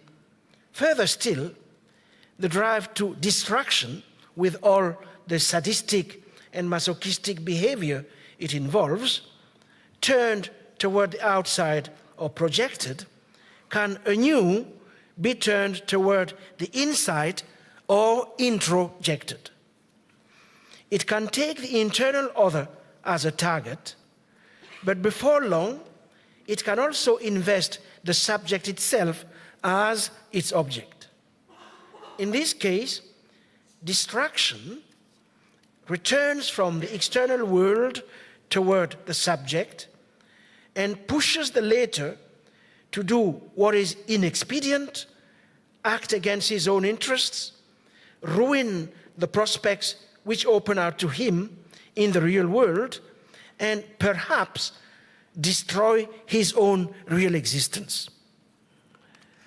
As we know, in the war's aftermath, fascist movements and parties emerged on the scene. The rise of fascism and then of Nazism continued in parallel to that of colonialism, and it is now established that colonialism, fascism, and Nazism entertained more than just circumstantial relations with one another. This was the case then. This is still the case today. Indeed, as we speak, 100 years later, the signs of cultural pessimism can be seen once again all over the walls of Europe. The old myth about the absolute superiority of so-called Western culture, understood as the culture of a race, a culture of the so-called white race, this old myth is being reactivated as we speak. The supposed essence of this so-called culture of a race,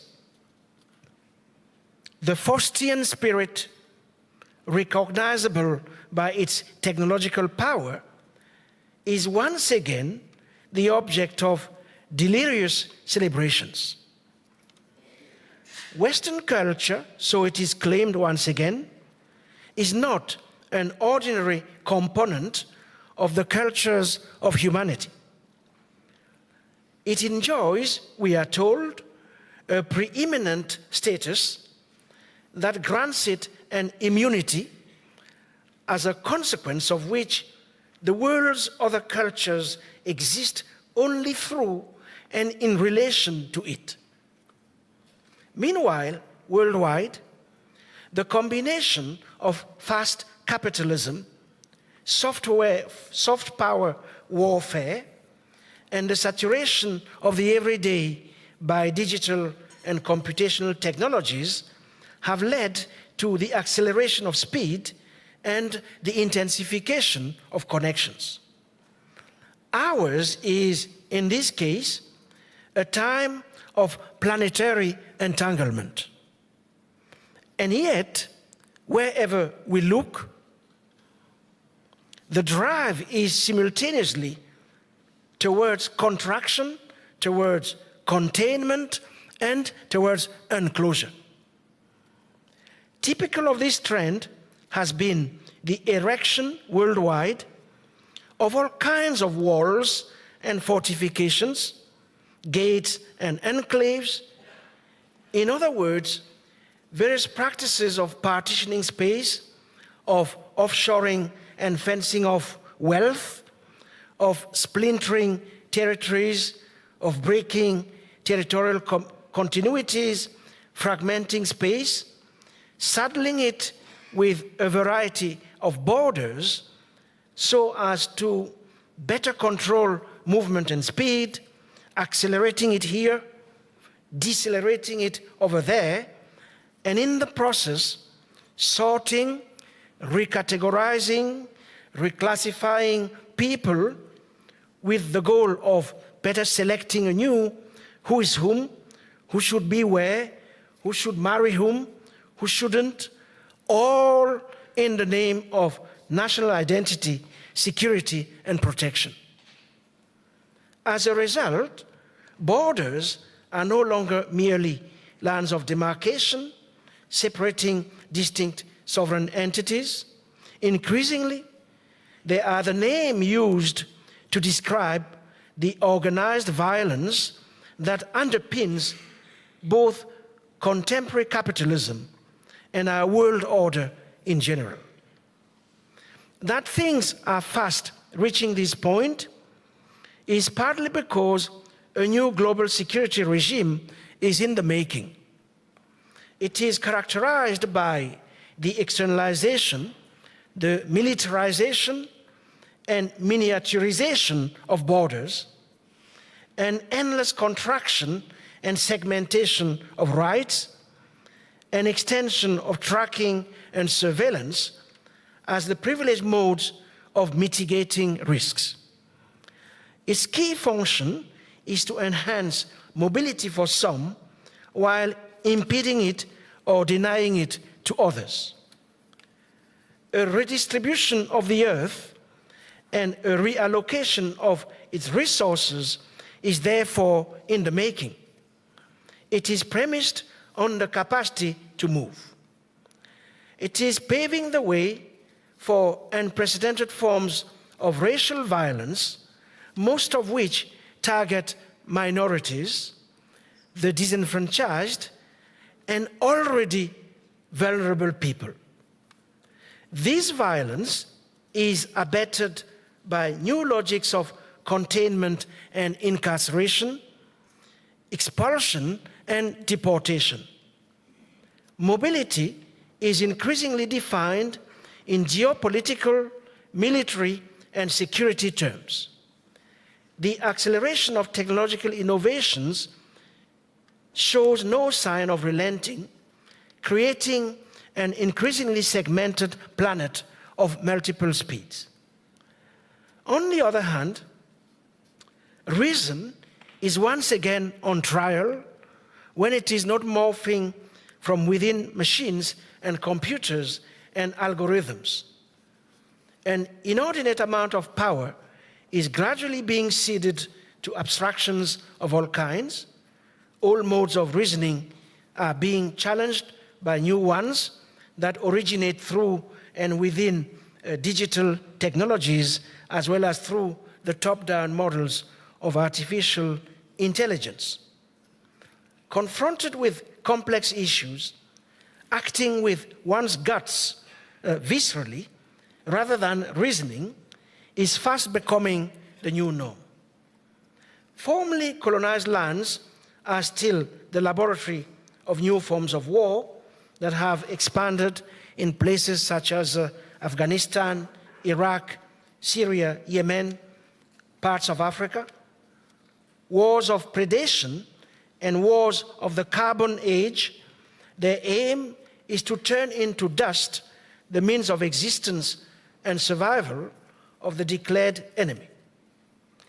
The targets of these kinds of wars are not just civilians, but rather great swaths of humanity judged worthless and superfluous, whose bodily organs are incapacitated in ways that affect or will affect generations to come. I don't want to end on that note. I started by invoking Freud with his idea of humanity's common possessions. I would like to end with that very image, the image of a humanity endowed with common possessions.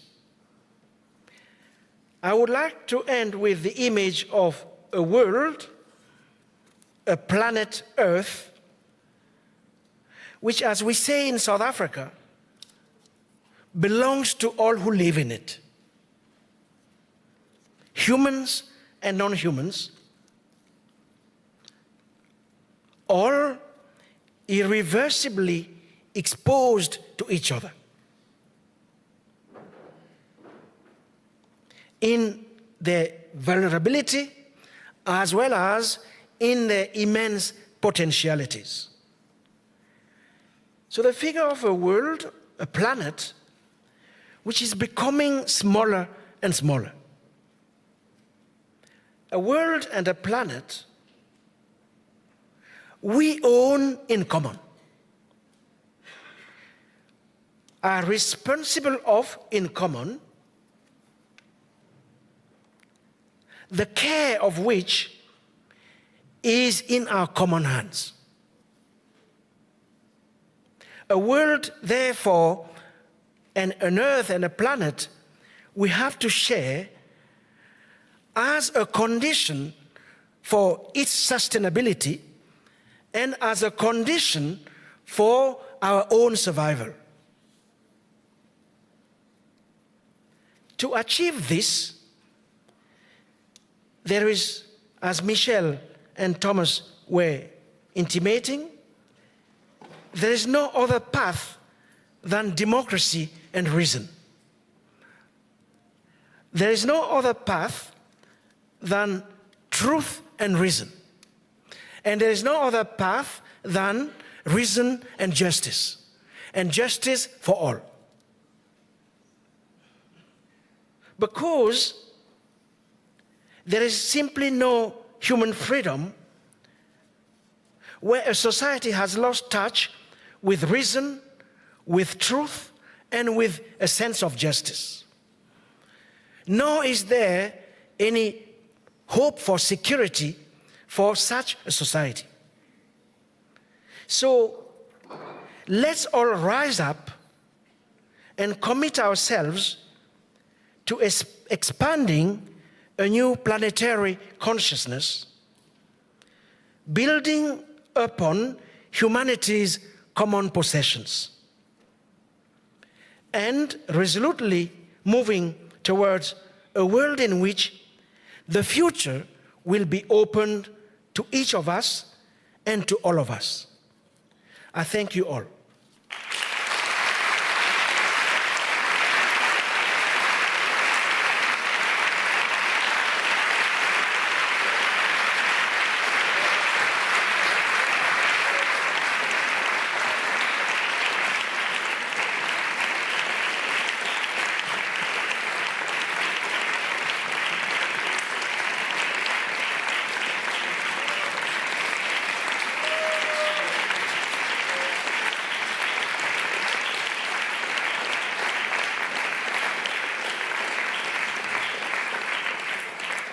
Ladies and gentlemen, that was, of course, Dr. Mbembe, and I say this with the utmost respect. He is considered a rock star when it comes to post-colonial research. So if you can't consult his work, it will blow your mind. Now, as they used to say in the old radio drama shows, the plot thickens now because ahead we have 3 days of workshops, discussions, and personal interactions ahead of us on the theme, of course, of of war or peace. Now, just to give you a little taster, a curtain raiser, if you want, I'd like to invite 5 participants who will be joining me here on the stage. I know it's very scary, but please come over because we're going to have a little discussion about stories that you want to share with us, your points of views coming from a diversity of geographical areas and life experiences. Don't be scared. Amin, you started off.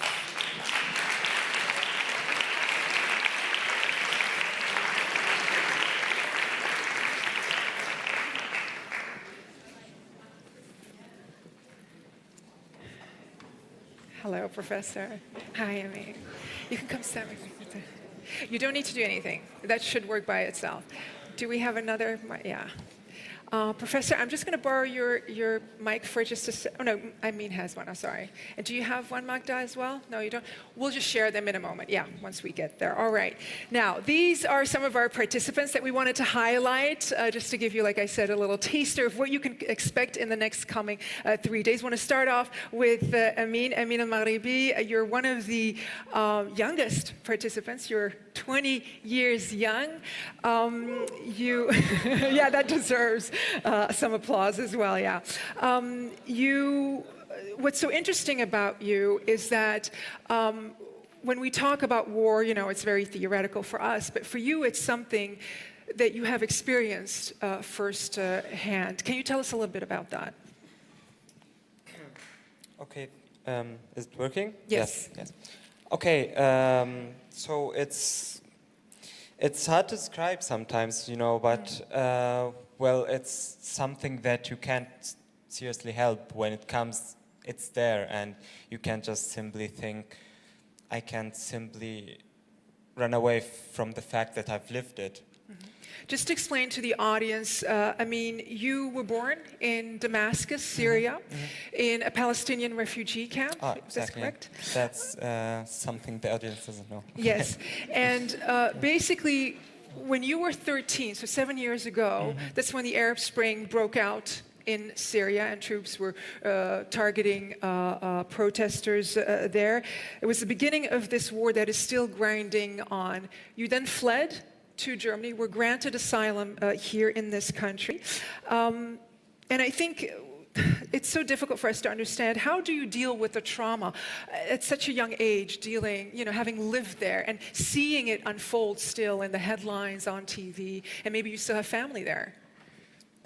Yeah, well, at the beginning, when you start seeing your city or your neighborhood in the news, it's like, oh, look, that's my street.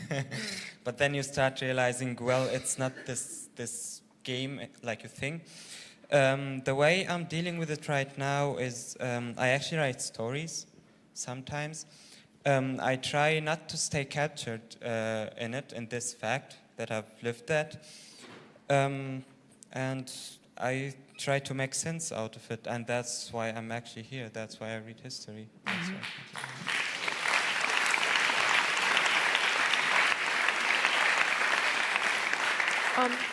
You've made your home now here in Germany, and I just wanted to ask you as well, I mean, how has that transition been? I mean, we've also seen that some people have had some trouble adjusting. A lot of young Arab men have been demonized here as well. Is it something that you had experiences with? Well, I'm pretty lucky living here in Berlin, one of the most tolerant cities in Europe.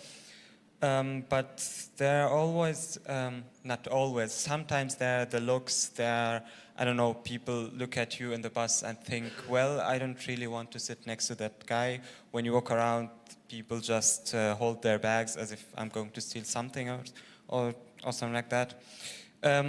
But I also try not to stay captured in it or think about it in a negative way. I think, well, okay, you can keep standing up in the bus. I have more space. You're going to exhaust yourself. That's one way of dealing with it, a very good one. What do you hope to take away from this festival? Well, I would like to make more sense of war. I would like to meet new people and, yeah, have some fun. Okay, that is a very good objective. Amin al-Maghribi, thank you so very much. I'm just going to come and stand with you through you. No, stay.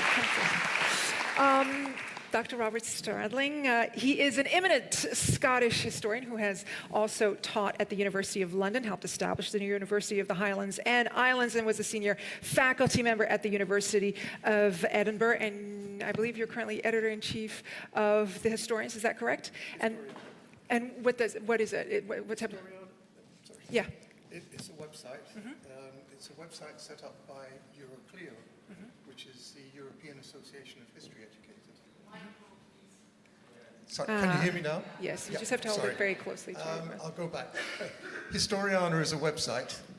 It was set up by Euroclio, which is the European Association of History Educators. We've been developing the website now for about 10 years. We have a lot of modern history on it. World War I, World War II, Cold War. We're just in the process, a year late, of doing a unit on the Russian Revolution. We had hoped to bring it out last year, but... and who's the target audience? I mean, who are you doing this for? The target audience is both history teachers, also undergraduates at universities, and school students, secondary school students. What we're trying to do is not just simply give them material, we're also put learning activities, teaching activities on it, and also tools that they can use so they can create their own projects, or teachers can create their own learning activities using the source material that we have. Now, you lead a workshop on self-determination, and I think that's a really interesting terminology. Define for us self-determination, because I get a feeling that it means different things to different people. It certainly does, and the meaning has changed over the whole century. I think that's one of the attractions of looking at it. It is one of the threads that take us through the history of the 20th century and into the 21st.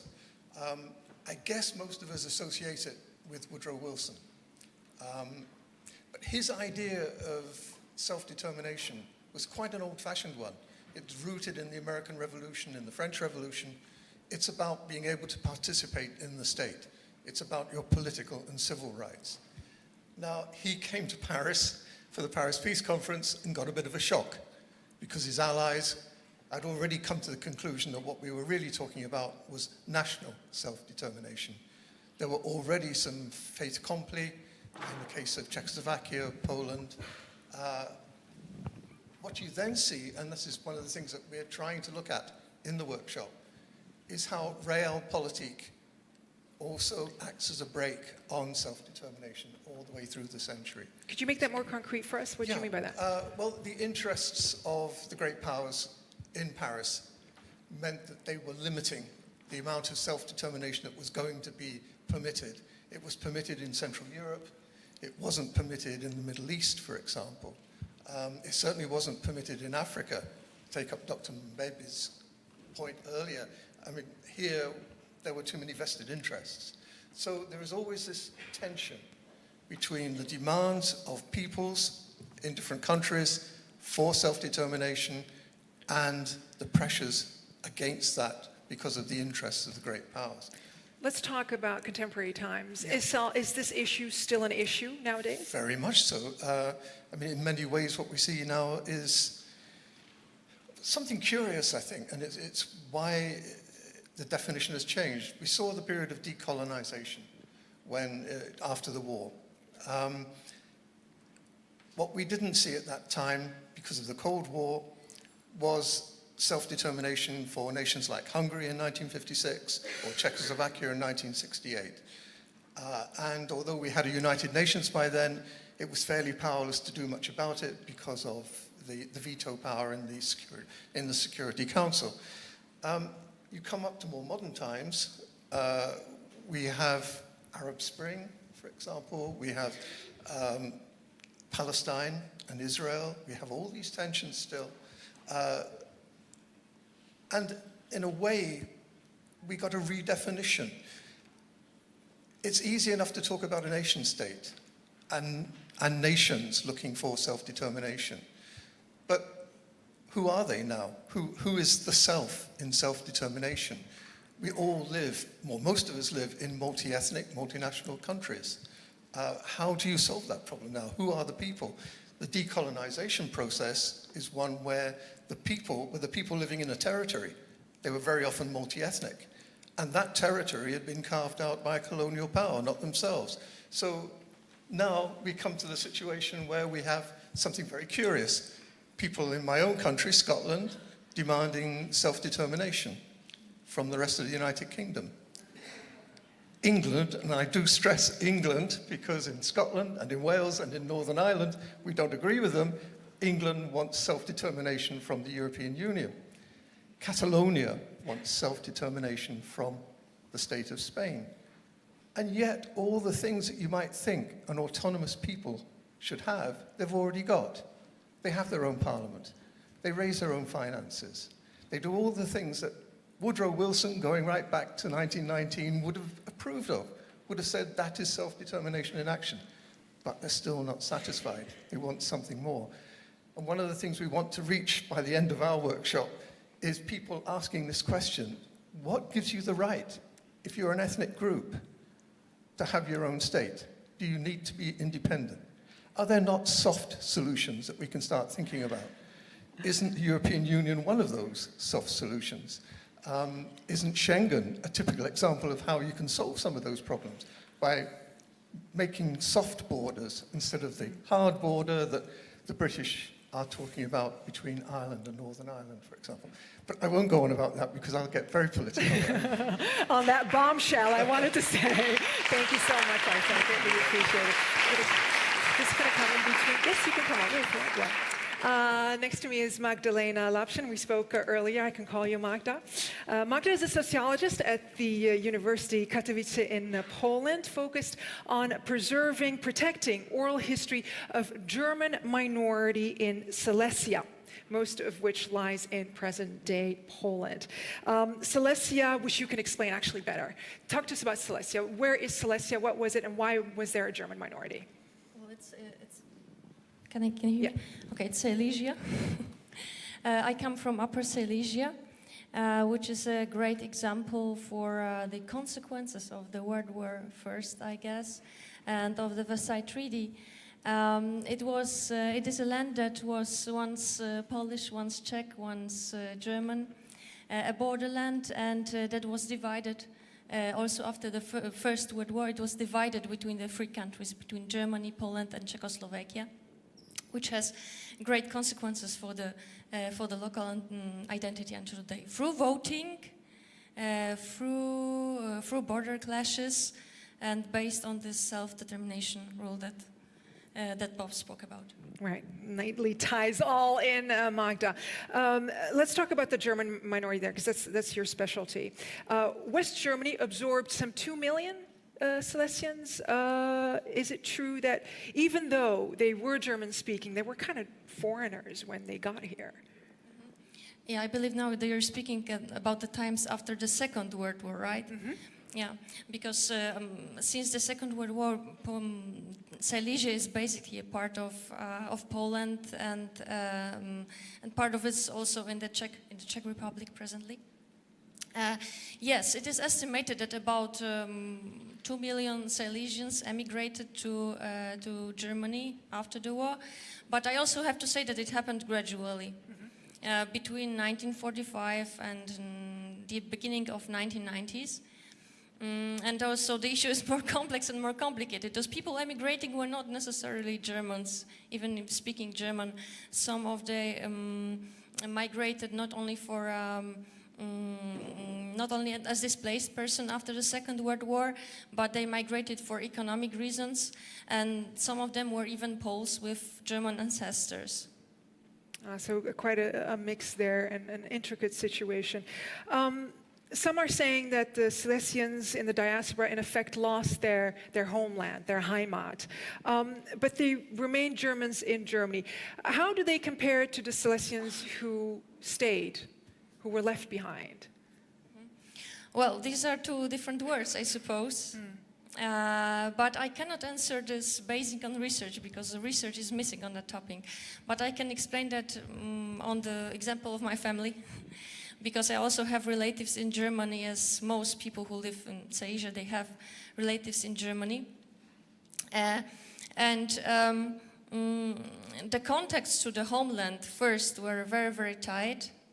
And I also remember my aunt and my uncle, that the people also who emigrated also sought connection because it was, so families were sometimes divided. Not everybody after the Second World War was allowed to leave the communist Poland. So this is why you still had family in Poland. And people sought connections. They also helped economically. I also myself remember packages with oranges and chocolate in the 1980s. And sometimes wrapped also in newspapers, and it was important these were current newspapers so that people knew what was going on in the world. But then I believe that we grew apart, and it's not that relevant for the next generations. For my cousins, they speak only German, they are Germans, and I don't think that it is so much relevant to them what happens now in Silesia. And what happens now in Silesia is the emerging of a new identity, where you say, I'm not German, I'm not Polish, I'm a Silesian. I speak Silesian language, and there's an emancipation in this direction. All right, so they're carving out their own niche there. What are you expecting from these 3 days here at the festival? Obviously, I'm most looking forward to my workshop, which is Democracy Dictatorship. And I'm so amazed seeing from what countries people come. And I'm always looking for a broader perspective, of better understanding of history, basing on the many perspectives we'll have in the workshop. But also, we will examine the democracies that emerged in the 20s, and also how some of them turned very quickly into authoritarian regimes. And I'm just curious if we can draw some parallels to the present, because, well, generally I think that studying history only makes sense when it helps you understand the contemporary. So I hope I'm going to understand a bit better what is going on in the world. Where you're in the right place.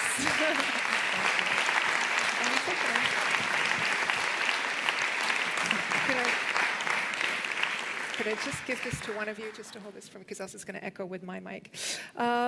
Rita Dillon is an Indian, hi there, is an Indian artist who earned her history degree from the Liberal Arts College, BART, in New York and Berlin, and she now is a director of the CROSSROADS Gallery here in Berlin. And as an artist, you remind viewers of colonial Indian soldiers who fought in both world wars. I want to talk about your paintings specifically on World War I. Can you tell us a little bit more about that? Well, can you hear me? I guess that the First World War and the Second World War are a part of what I deal with in my art, but I deal with them quite frequently now because of this 100 years anniversary that's coming up. And the things that I do have to do with appropriating images of colonial soldiers and somehow playing with them, with paint, with photography, with old methods of photography. And I guess people always ask me why I do that, because it's a strange motif for a person in the 21st century to have. But I think it's because, in a way, it's breathing life into those old figures of lore now. But it's also, they just make interesting subjects. I'm always surprised at the stories that come out when you look at a person's photograph from 100 years ago. Yeah. Fascinating. Now, your grandfather was in World War II.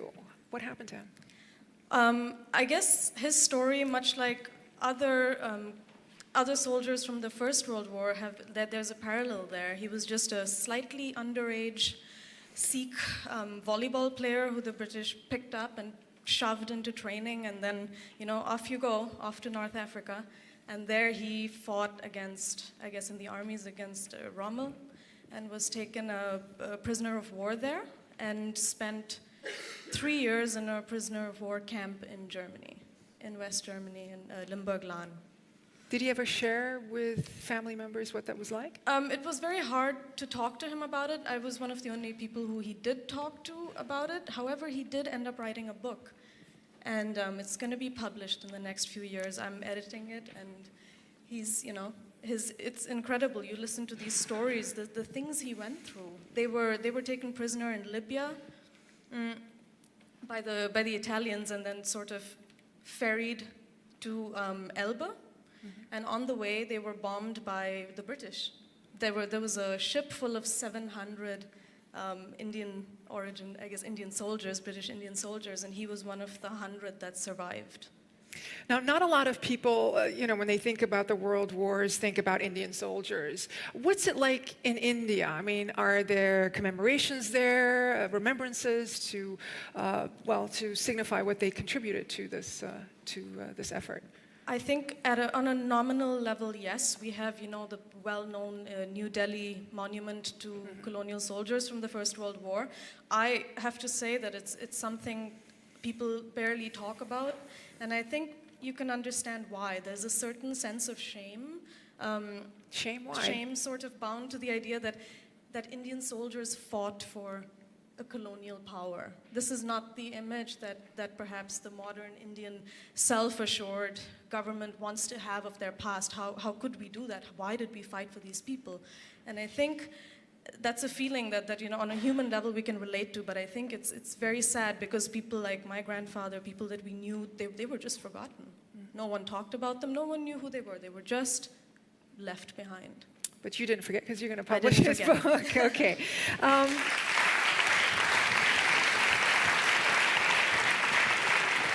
And in conclusion, briefly, Amrita, if I may ask you, what are you expecting from this festival? What do you want to take away from it? I think I'm expecting to be surprised. That's the thing I can say, because when you stop being surprised, you stop learning, and I'm ready to be surprised. All right, we'll take that challenge. Thank you so much, Amrita. Thank you. Last but not least at all, Davor Stipic is a faculty member in the history department of the University of Belgrade in Serbia.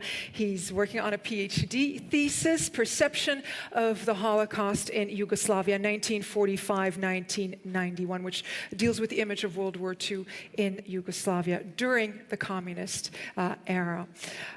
Davor, your research focuses mainly on World War II, but how is World War I perceived in the former Yugoslavia? Can you tell us about that? During the communist era, World War I was mostly marginalized as an important historical event, and instead World War II was actually the main and most important topic for the Yugoslav national identity and collective memory. And after the breakup of Yugoslavia, we got at first 5, then 6 new states, and each of them have its own vision of the past. So we must be fully aware that every of those parts of former Yugoslavia had a different history before and during the war. Their perception is connected closely connected to that history. For example, Croatia or Bosnia and Herzegovina or Slovenia or Vojvodina, which is now the north part of Serbia, they were parts of Austro-Hungarian Empire. And on the other side, Montenegro and Serbia were independent states, and they were active participants of the war, not only in military but also in political sense. And so they became actually not just the passive object, but also the active subject of the history. And I think that is absolutely the main reason why today, among Serbian people, World War I remembrance is so important. On the other side, it's not one of the most important historical topics in Croatia. Or, for example, we have a very interesting situation in Montenegro where the remembrance has dramatically changed over the past few years. How? Because it became connected with the current political situation and the idea of losing of national freedom and liberty, but it is a completely another story. So very complicated. What you sketch there is that basically how history is narrated depends on where you're from or shaped by your experiences. Yeah. So is there no definitive account of like what happened? until now, no. But Okay. I think that future is promising. The future is promising. What do you hope to take away from this festival? Well, the first reason why I'm here is Berlin, because I lived here last year for 4 months, and I fell in love with the city, with its energy and its people. And the second reason is because I expect to meet a lot of young, smart, and well-educated people who are interested in the similar topics as I am. And I hope that I can exchange some interesting ideas with them. And the beautiful city and smart young people, I think it's a great absolutely combo. great combination. It's a So great combination. that's why I'm here. Awesome. That's a valid reason. Thank you so much. I like greatly. A hand for all of you. Thank you so very much. All right. I'm going to go into the audience because we also have other participants as well that I just want to ask a quick question to. I'm just going to go. I think we had. Could I ask you? You look very, very like you want to have a question asked. No, you look like you want to have an action. There you go. I'm going to hold this very. If you can hold it very close to you. What are you hoping to take away? Well, first of all, please. What's let your me name? say Where are you from? Sorry, I'm sorry. My name is Bora Beşgül. I'm from Turkey, but I live and work in Budapest, in Corvinus University. And thanks for hosting us. Like, it's such an inspiring and also very, I think, let's say inspiring. And we haven't even started yet. Yeah. Okay. So we're off to a good start. But already, like, I listened to all the speakers, and it was amazing. But I would like to take home from this platform is I'm also like come here and brought my project that I'm working on the civic education, and I believe that in the workshop that I will attend, we are going to discuss in the different the perspectives in the civic education, and I would like to just challenge with my ideas, like with others, like what they think about my assumptions, and I would like to listen to others. That's the best way to grow. So you're off to a good start. Like, good. Thank you so much. Enjoy. I hope you have a wonderful time. You look like you want me to ask you a question. Yeah. The conference is called War or Peace. Do you have personal experience of war or peace? Can you please introduce yourself very quickly? I'm Eveline Veen, and although I'm from the Netherlands, I live in Berlin also nowadays. I personally, like in person, don't have any experience with war in the sense that I grew up in the Netherlands, which there I am fortunate enough to not have had to run away from bombs or bullets. But I have a father who is a war doctor for the Red Cross. So how has that shaped how you see the world? I mean, he must have shared some grueling the thing is that he didn't share it all. No?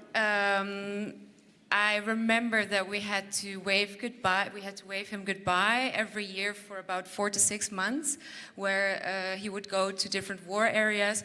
How it has shaped my mind is how I look at the news. So, unfortunately, I'm not in contact with him anymore. But every time when I hear about a Red Cross doctor that has been affected in a war, that has died, I will always check out the name of the specific doctor. So it has shaped me in that sense, and how it has shaped me in any other way, of course, although it's not making it geographically closer, it does make it a topic that is there. That's very close to your heart. I'm so sorry, it was so personal. I didn't mean it. It's not a problem. I mean, we're all here Sharing. to learn from each other and to share, and I think I'm very open to share, but other people have also been very open to share. Amin has, of course, been very brave to share. So I hope that we can share and learn from each other. Awesome. That's a great place to start. Could I ask you very quickly, all right, in conclusion? Of course, World War I is the theme that we all focus on a lot here. What comes to mind when you hear World War I? Well, at first I think what's your name? Where are you from? My name is Arturo Björklund Winters. My mother is Swedish, Danish, grown up in France. My father is German.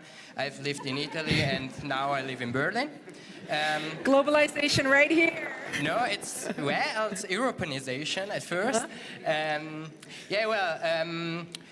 The first things I think is the 4 years ago when I've been the first time in Berlin with the BPBF to the first event of about the First World War. The second thing I think about is more personally, it's a message. The message that history can give us today, and the First War in particular. And Michelle said before, well, she mentioned that our party, it's also my party, already in 1925 demanded the United States of Europe. And then she asked how far away this dream is from now. Well, and I think the First World War is a message of hope in this sense, because it has been a dark time for Europe, a very dark time. And then, suddenly, 1918, what we have a revolution in Germany, we have a republic in Germany, we have all the women can vote in Germany. The 8 hours day is introduced in Germany. It's a message of hope. So even in dark times, and I mean, these are going to be dark times for Europe if you go on like that, change is possible. Dreams are possible. And so I believe that this demand of the United States of Europe is still possible and maybe closer than what we think about. All right. Thank you, thank you. Thank you, thank you.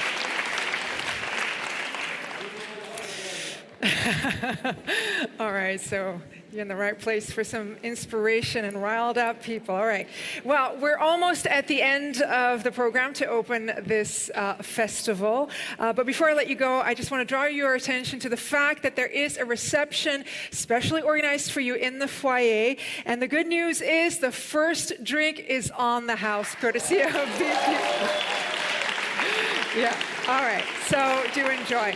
Also, very, very, very, very important, please don't forget to consult the program booklets about all the different workshops that are listed. They start tomorrow at 9:30 a.m. sharp. The venues will be open at 9 a.m. We are in Germany. Punctuality is everything here. And being punctual doesn't mean coming on time. You got to be there 5 minutes ahead. I'm still learning. All right. Please also make sure that you know where the workshop is taking place. The festival center is here in the Gorki Theater and in the Palais, and catering is located in the garden. Friday afternoon, the BPB has organized a surprise activity. I don't know what it is, but you got to be there at 12:30 sharp on Friday. I think it is a group photo, but you didn't hear it from me. All right. Now, also on Friday, and this is actually pretty awesome, and then I'll let you go, I promise, is that there will be a list. I don't know if it's already hanging out there in the coffee lounge or if it's going to be up there on Friday. But there's going to be a list with time slots, and you can organize your own roundtable, your own workshop about whatever you want to discuss, and invite people to join you in that discussion. So you take your own reins. If there's something that wasn't covered by the workshops, that is your opportunity. We've reached the end of this program. I wish you so much fun. Enjoy, enjoy, enjoy, enjoy. Have a good one.